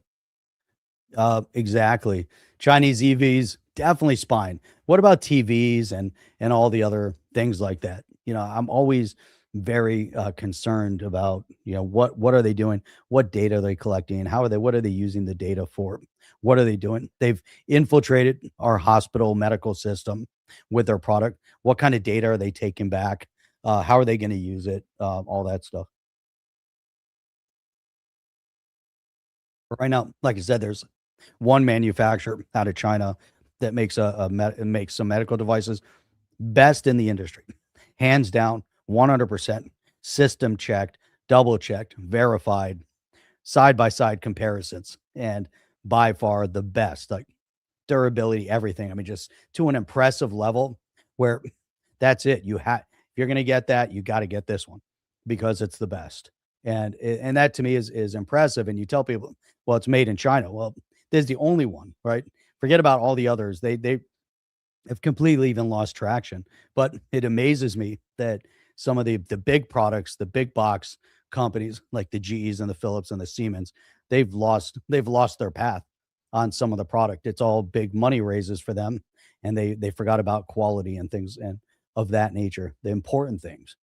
But hey, anyhow, as a segue into geopolitics, Chip wrote this statement. He was who was he responding to? It's crazy too. Cameron Winklevoss, another win for the Biden administration. So Elizabeth Warren says, I've warned for months that a JetBlue Spirit Airlines merger would have led to fewer flights and higher fares. Good for her. That was March 5th. Guess what happened? Right? So this is going to be really good. Oh, there you go. Visual Vendetta. Chip and I ran our own shows. So I used to do live stream before. And then now as we pull it all together, our flow, works real nicely. Sometimes Chip does most of the reading. He's got everything pulled up on his system, downloads everything. So typical format. We have all of our articles through the week or through the days, whatever. We pack all of our articles into a file. And then, so we have everything sorted and segmented. Chip then downloads and preps everything on his side. While he's doing all that, I prepare the show and get everything loaded, get everything listed, get the thumbnails done, run the intros, run the descriptions, do all that stuff, get all that put together. Then when we come together for the show, then Chip's got everything downloaded. So it's on his system, and then he's pulling stuff up, reading through it, and, works nicely. So, but appreciate all you guys. When we were both running our shows, then came together and we're like, oh, it's so much easier when we and write the songs. It's so much easier when we do it together, because when you're constantly trying to, pull stuff up and look and talk and read comments. We like to sit back and read everybody's comments, and you try to read comments and kind of multitask. But you know what? This really helped tremendously. Now, when I sat on a panel yesterday, and so it's not even a big deal anymore. You can just think off the cuff without preparation in many cases. Mm. Anyhow, so Chip put this out there. Has there ever been a more anti-business, anti-freedom, anti-innovation, anti-common sense, anti-success, anti-wealth, anti-work, anti-merit, anti-energy, anti-border, anti-parent, anti-family, anti-fun, anti-actually read the Constitution, anti-personal responsibility, anti-pull yourself up, anti-actual making it Democrat Party in American history? It's like the entire Democrat Party wakes up every morning, chugs a gallon of regulatory soy latte, spiked with virtual signaling tears, and collectively asks, how can we fuck over entrepreneurs, hard workers, families, and everyone trying to escape our crumbling, government-dependent clown world today? They don't just hate success. They see that at the very idea that regular Americans might build real wealth, live independently, or thrive without their endless permission slips, taxes, regulations, and guilt trips. Pure, unfiltered Democrat energy, keeping you poor, controlled, divided, and forever dependent on their failing, power-hungry system. Savage. Perfect commentary to what happened. And then guess what? Guess what happens? So think about, let me just, so think about exactly top stories of the day, right? So Spirit Airlines shuts down over complete collapse, shutting the airline down, done, complete, finished, through. Thank you, Elizabeth Warren. Mamdani cost New York City jobs when he went after I forget the guy's name offhand. Not Citadel. He has his penthouse. One of you guys will know, has his penthouse, and he does his whole video in front of the penthouse, and then accuses him of not living there because he lives in Palm Beach. And then he says, oh, he has his house, he doesn't pay his taxes, but yet he was about to create jobs, like a massive number of jobs for New York City, because he was putting his workforce there in New York City. Mamdani cost thousands and thousands of jobs for New York City. AOC went after Amazon, cost thousands and thousands and thousands of jobs and ongoing benefit for Brooklyn, gone. Elizabeth Warren destroys Spirit Airlines. Thousands of jobs gone, annihilated. Now, if you're a Democrat and you're voting for this craziness, then you get what you deserve, but we're all suffering the consequences because Democrats don't care about jobs. They don't care about business. They care about handouts. They care about socialism. They care about communism. And at the end of the day, they like being in control. They like the power. They're power hungry. They're greedy, and they want to dictate to the peons.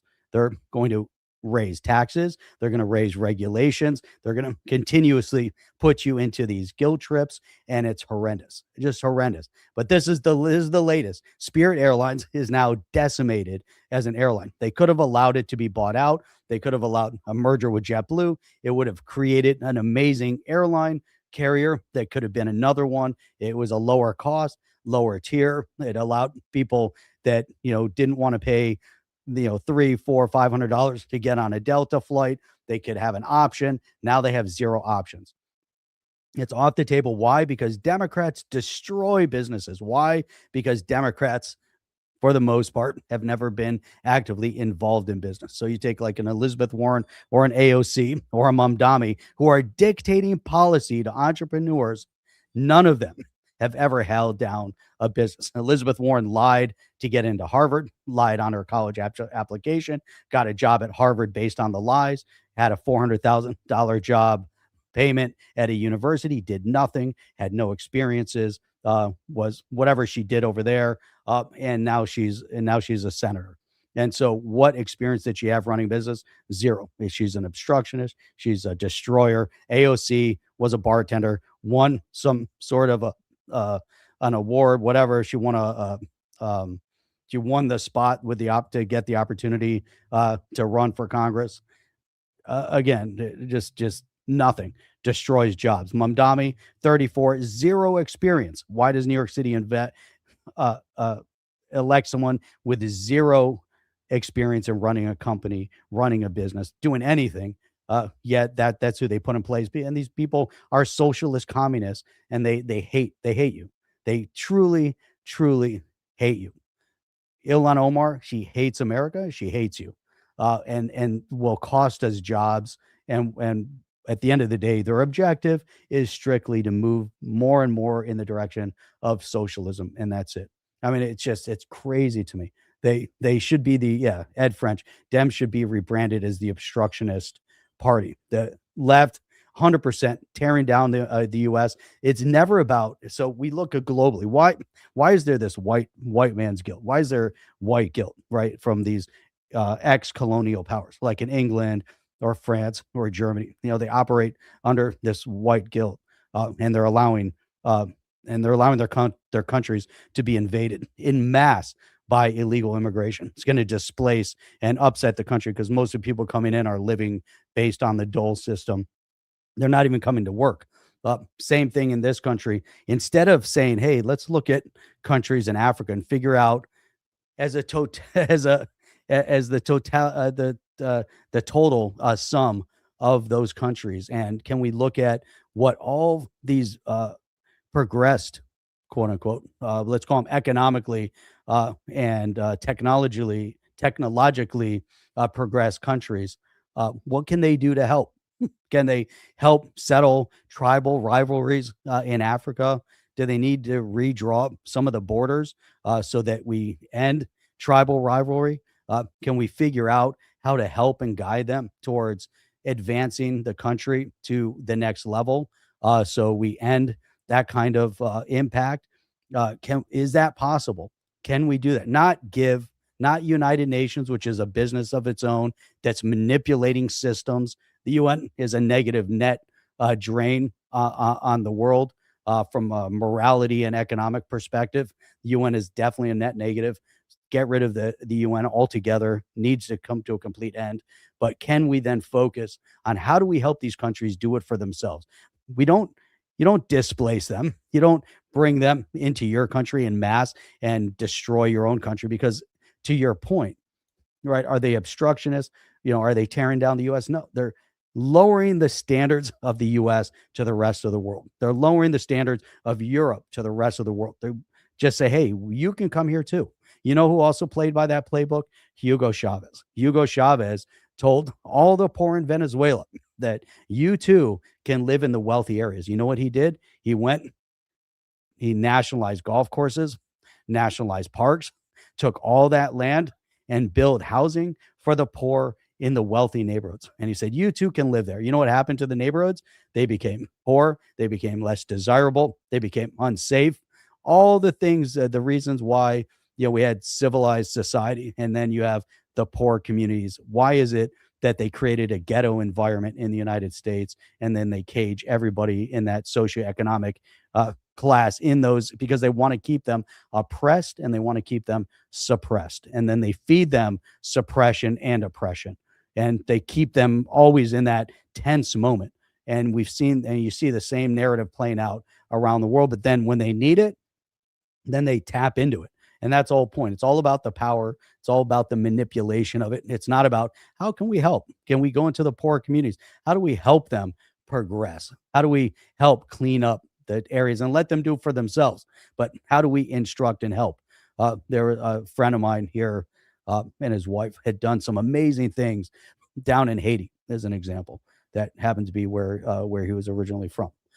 And they went down within the medical system and they said, we want to go and help. And so they said, instead of going down to Haiti and giving everything and showing up with all the clinicians and saying, look, we're going to come and do everything for you, and then we're going to leave, they actually had an initiative to go there and educate them and say, we're going to educate you on infrastructure.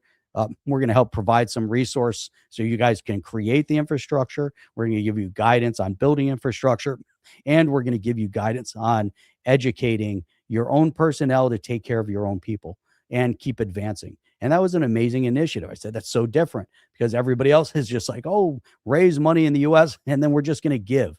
You can't just raise money and give. It doesn't work that way. It just doesn't. It doesn't make any sense. You gotta be there to help support, guide and things like that. But the world doesn't care about that. They're going the exact opposite. So for Chip in Instagram format, this video is going to be played in vertical mode. Let's see if I can actually. How do I reset it though? This guy's got a lot of little chopped up videos. Shoot, why did it have to be an Instagram? Why do people put stuff on Instagram and then Instagram's not easy to use? Okay, this guy had a bunch of stuff. I don't know this guy from anyone around the, the one.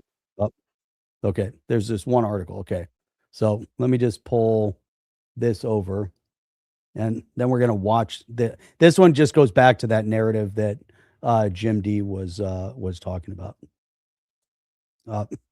What a great app idea, Jim. Wonderful. Huh. Wow. Yeah, that's very cool. I like that idea. Okay, let me see. Let me zoom in on this as much as possible. So he's saying, he's talking about, Trump kind of foreign policy in the world. That's basically all this guy has said up to this point. So let's kind of watch what he says, the narrative of what's happening kind of on a global scale right now. So let's just watch this real quick. The Israelis have begun military cooperation with Saudi Arabia and the United Arab Emirates, as has Ukraine, led by a Jewish president. They've been helping Saudi Arabia and the United Arab Emirates target Iranian drones. The Israelis have begun a military cooperation pact with Saudi Arabia and the United Arab Emirates. The United Arab Emirates is now leaving OPEC and OPEC Plus to set its own prices and to build a stronger military alliance with the United States. Iran's oil reserves are almost so full that they will stop production.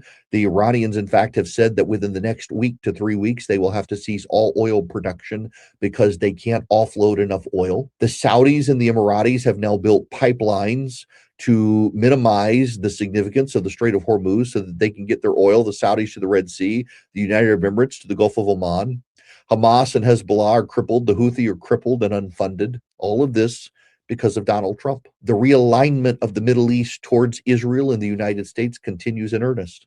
The Chinese economy is crippled by their lack of oil from Iran. The United Arab Emirates is about to grow its economy by getting out of OPEC and allying even more tightly to the United States. Saudi Arabia, which refuses formal diplomatic recognition with Israel, is now in a military alliance with Israel against Iran. Israeli military advisors are reportedly by multiple media outlets in Riyadh working with the Saudis. The Jordanians have reestablished their military relationship with Israel, all because of Donald Trump. Democrats were dismissive of the Abraham Accords and deeply hostile to the president taking on Iran, and yet him taking on Iran has not only crippled OPEC all of a sudden, it's also reestablished and re-cemented peaceful ties between Israel and many of its Arab neighbors.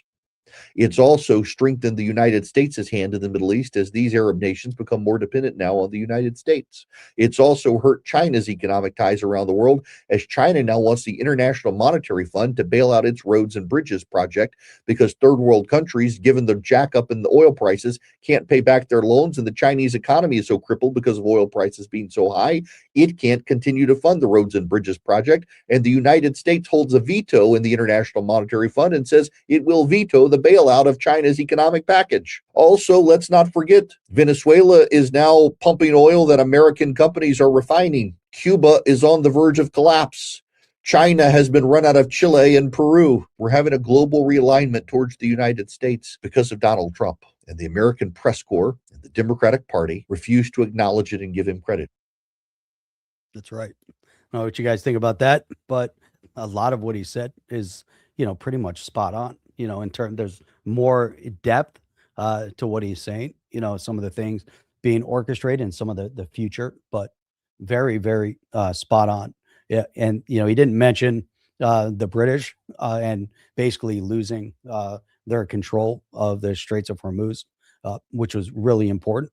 That was like their last bastion of power hold. Their political infrastructure in England is collapsing, and so there's just so much going on over there. So it's really impressive. Ozzy says our economy is headed in a dark place. Of course, they're blaming Trump. Yeah. So there's a little bit of setback. There's another video said, regardless how you think, the direction that where this is really going, it's really important because it comes back U.S. centric. We're reestablishing the U.S. as as the sole hegemonic power in the world. The Democrats wanted us to lead from behind, wanted us to be one of many. The question is, who did they want to be the other hegemonic power? Was it China? Is China in the position of being an adversarial hegemonic power like the Soviet Union was? Obviously, we shared there was a split. There were two of us. Now they're trying to raise up China, but they're really trying to displace U.S. power, U.S. control, and the U.S. economy because they want to make the U.S. economy worse. They want people in the U.S. to be worse off. They want us to be more subservient, more reliant on them as a political elitist class. They're taking, you go to Europe and you're seeing the deconstruction of Europe, a direct result. But the positive is that Trump is outplaying, outmaneuvering, and outthinking everybody in the region. Everything that he's done and orchestrated has outsmarted everybody across the board, and that's what's really impressive. Now, working with and using the U.S. ally Israel and bringing Israel back into play regionally, which is what he did with the Abraham Accords originally, which was let's create an environment where Israel and Saudi Arabia and the UAE and Jordan, all these countries can start working closely together to build out infrastructure and put the Middle East on a path of long-term economic prosper, gain, and stability. Now, in order to do that, you had to orchestrate the removal of Iran initiatives, which has spent the last decades, the last 44 decades, 40 plus years, destabilizing the region for no other purpose than destabilizing the region, whether it was their war with Iraq, that went on for a long time, the use of chemical weaponry on both sides during that battle, and then we also saw then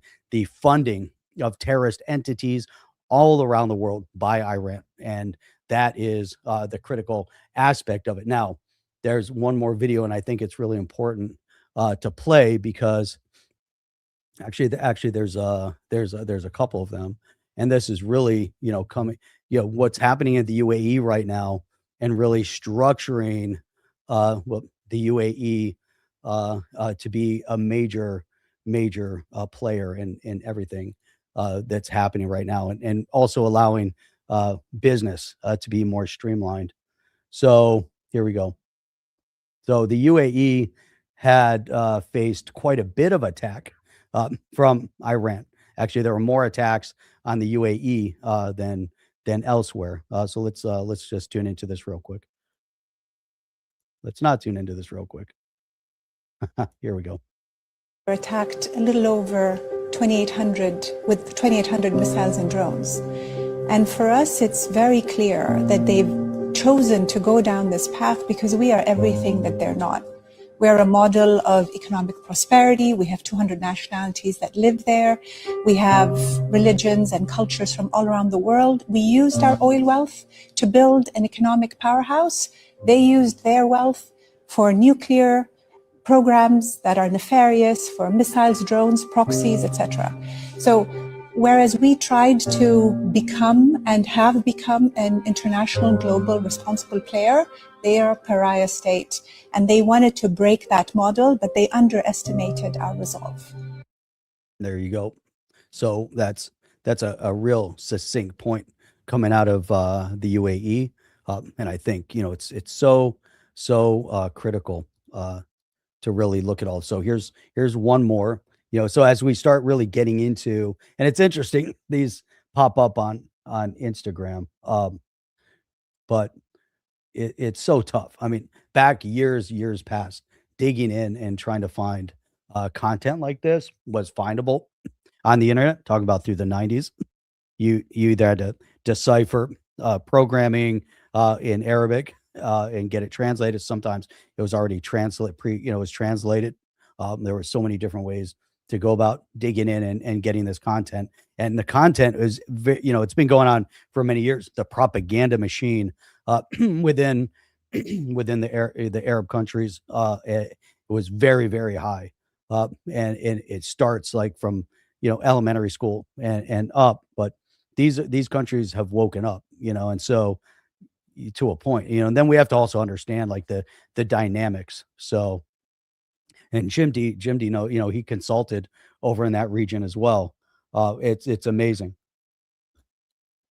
So let me pull up this video. Make sure the audio is on this time. So here we go. Let's play this one real quick. Happened, the UAE just dismantled a terrorist network operating inside the country, arresting its members and exposing how they were working. This isn't just a random case. This was very organized. They were holding secret meetings, coordinating with external parties, and collecting money and sending it abroad. Most importantly, they were linked to the Iranian regime and very loyal to it. It's the same pattern you see with the proxies like Hezbollah, Hamas, and the Houthis. They have different names, but they all structure the same way. Here's the part where people don't really understand that much. They weren't just kind of planning attacks. They were trying to create discourse inside the UAE, try to spread misinformation and slowly turn people against the country. That's the real objective. Let me tell you something from my world in HR recruitment, because these guys were doing a lot of recruitment. This isn't some guy walking up to you randomly. It's not a come join us at a mosque or anything like that. No. These people are very strategic. They meet you in coffee shops, the gym, any social setting. They study you and they pick people they know they can influence. It's very targeted and it's very, very calculated. It's literally headhunting, but for the wrong reasons. And while doing that, they are raising funds, moving money outside, supporting extremist agendas. So this isn't just about ideology, it's operations. This is why the UAE security agencies don't play around. They caught it early and they shut it down. That's it. So there's so much of this going on that we don't continuously see. You're definitely not going to get it, in the general mainstream media. That definitely doesn't work. I have two more articles. I know we're at the 2-hour mark. I can't believe we went to. I had so much content. I honestly didn't think it would go this long. But this is all really important stuff that I wanted to go through today. We spoke a lot about Flare and XRP, but hang in there just a little bit longer. We're going to go through a few more things, and just to focus on UAE. I'm just just impressed, where the UAE has been moving. But here's the next one. You land in the UAE. Before your luggage even arrives, your bank account is already open and ready. No residency required, no paperwork, no hassle, just instant access to one of the world's strongest financial systems. While other build barriers, the UAE removes them. This is how you attract the world. And there's just an infographic or a video on that. But that, to me, that tells you a lot about the direction. Now, this also tells you why they want stability in the region. Tells you why they want to be able to work directly with Israel in the open.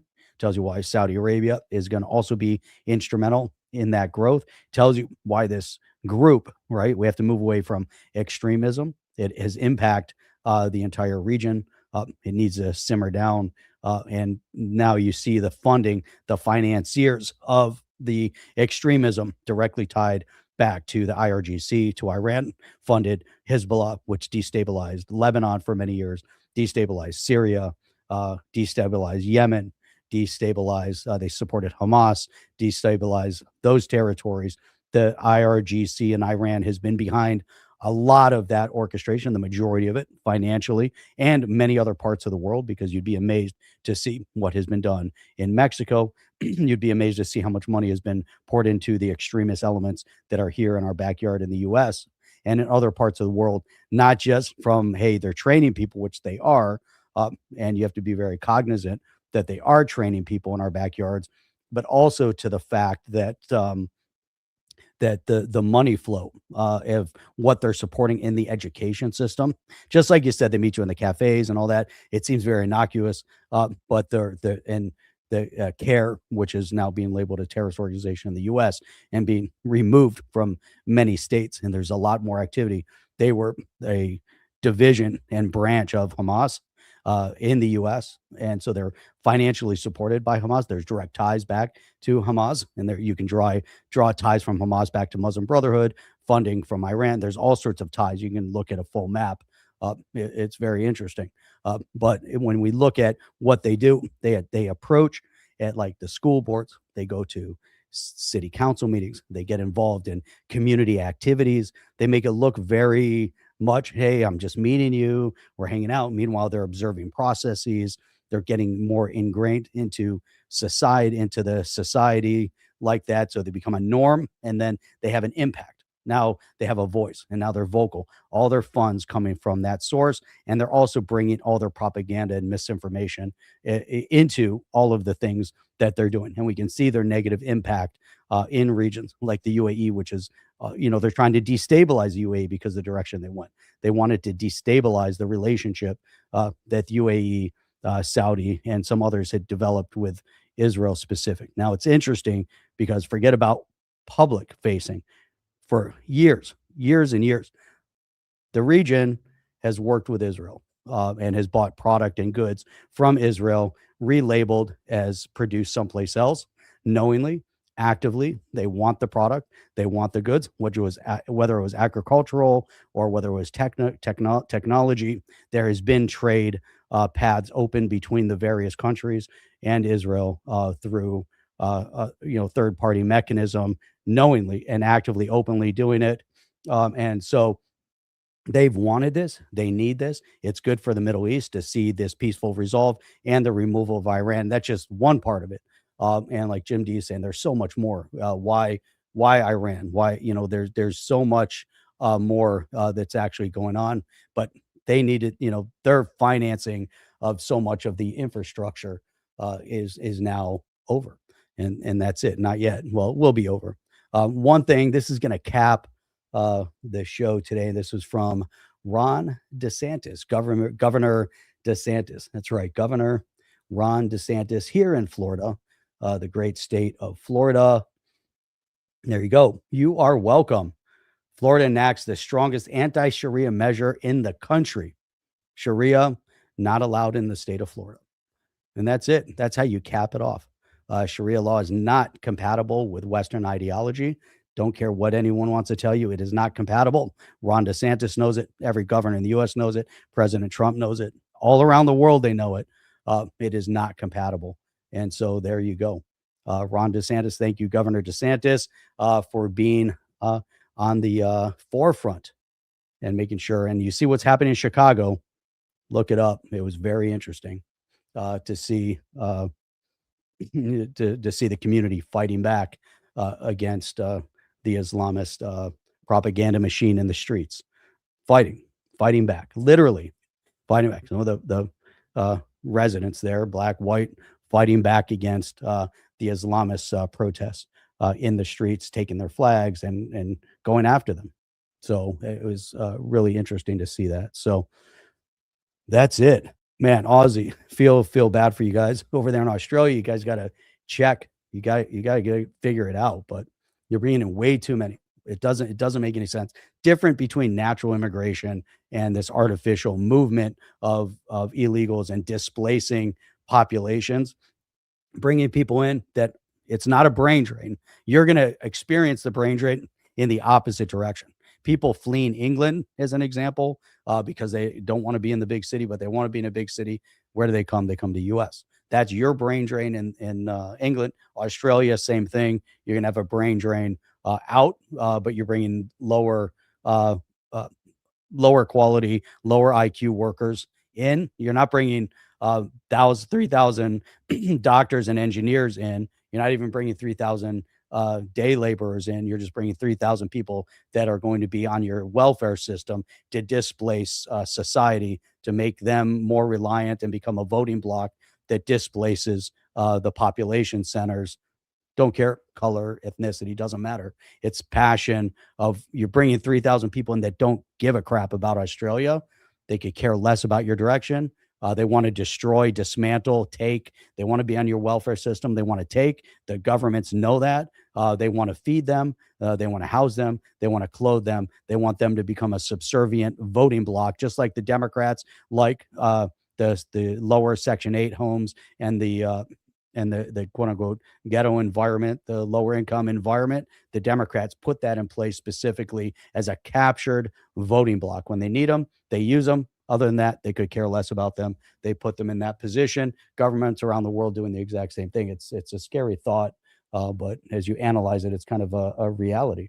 So appreciate you guys for being here and hanging through the thick and thin for 2 hours and 10 minutes. This was real good stuff. I appreciated every one of you guys. You guys have the greatest commentary. And I wish there was an easy way to say, hey, Jim, I want to bring you in to the conversation. Let me just add you to the conversation over here. That would be an amazing addition to StreamYard if StreamYard's actively listening through AI to say, hey, you know what? That would be a cool addition. Let's put something in there so you can bring people in, whether it's just, other than having to send a link and stuff like that, you can bring somebody in just from a vocal side or vocal and video. It'd be cool. Anyhow, appreciate you guys. We'll be back here tomorrow night, Sunday evening, 8 p.m. Eastern Standard Time. Like always, go check out onthechain.io, onthechain.io, and we will check you guys out on the next one, just tomorrow night, 8 p.m. Eastern Standard Time. I'll see you then. That's it. That's all we got. I am out of here. If I can find it. Here it is. Are you down with OTC? Please like, subscribe, and click the bell to be notified when the next video drops.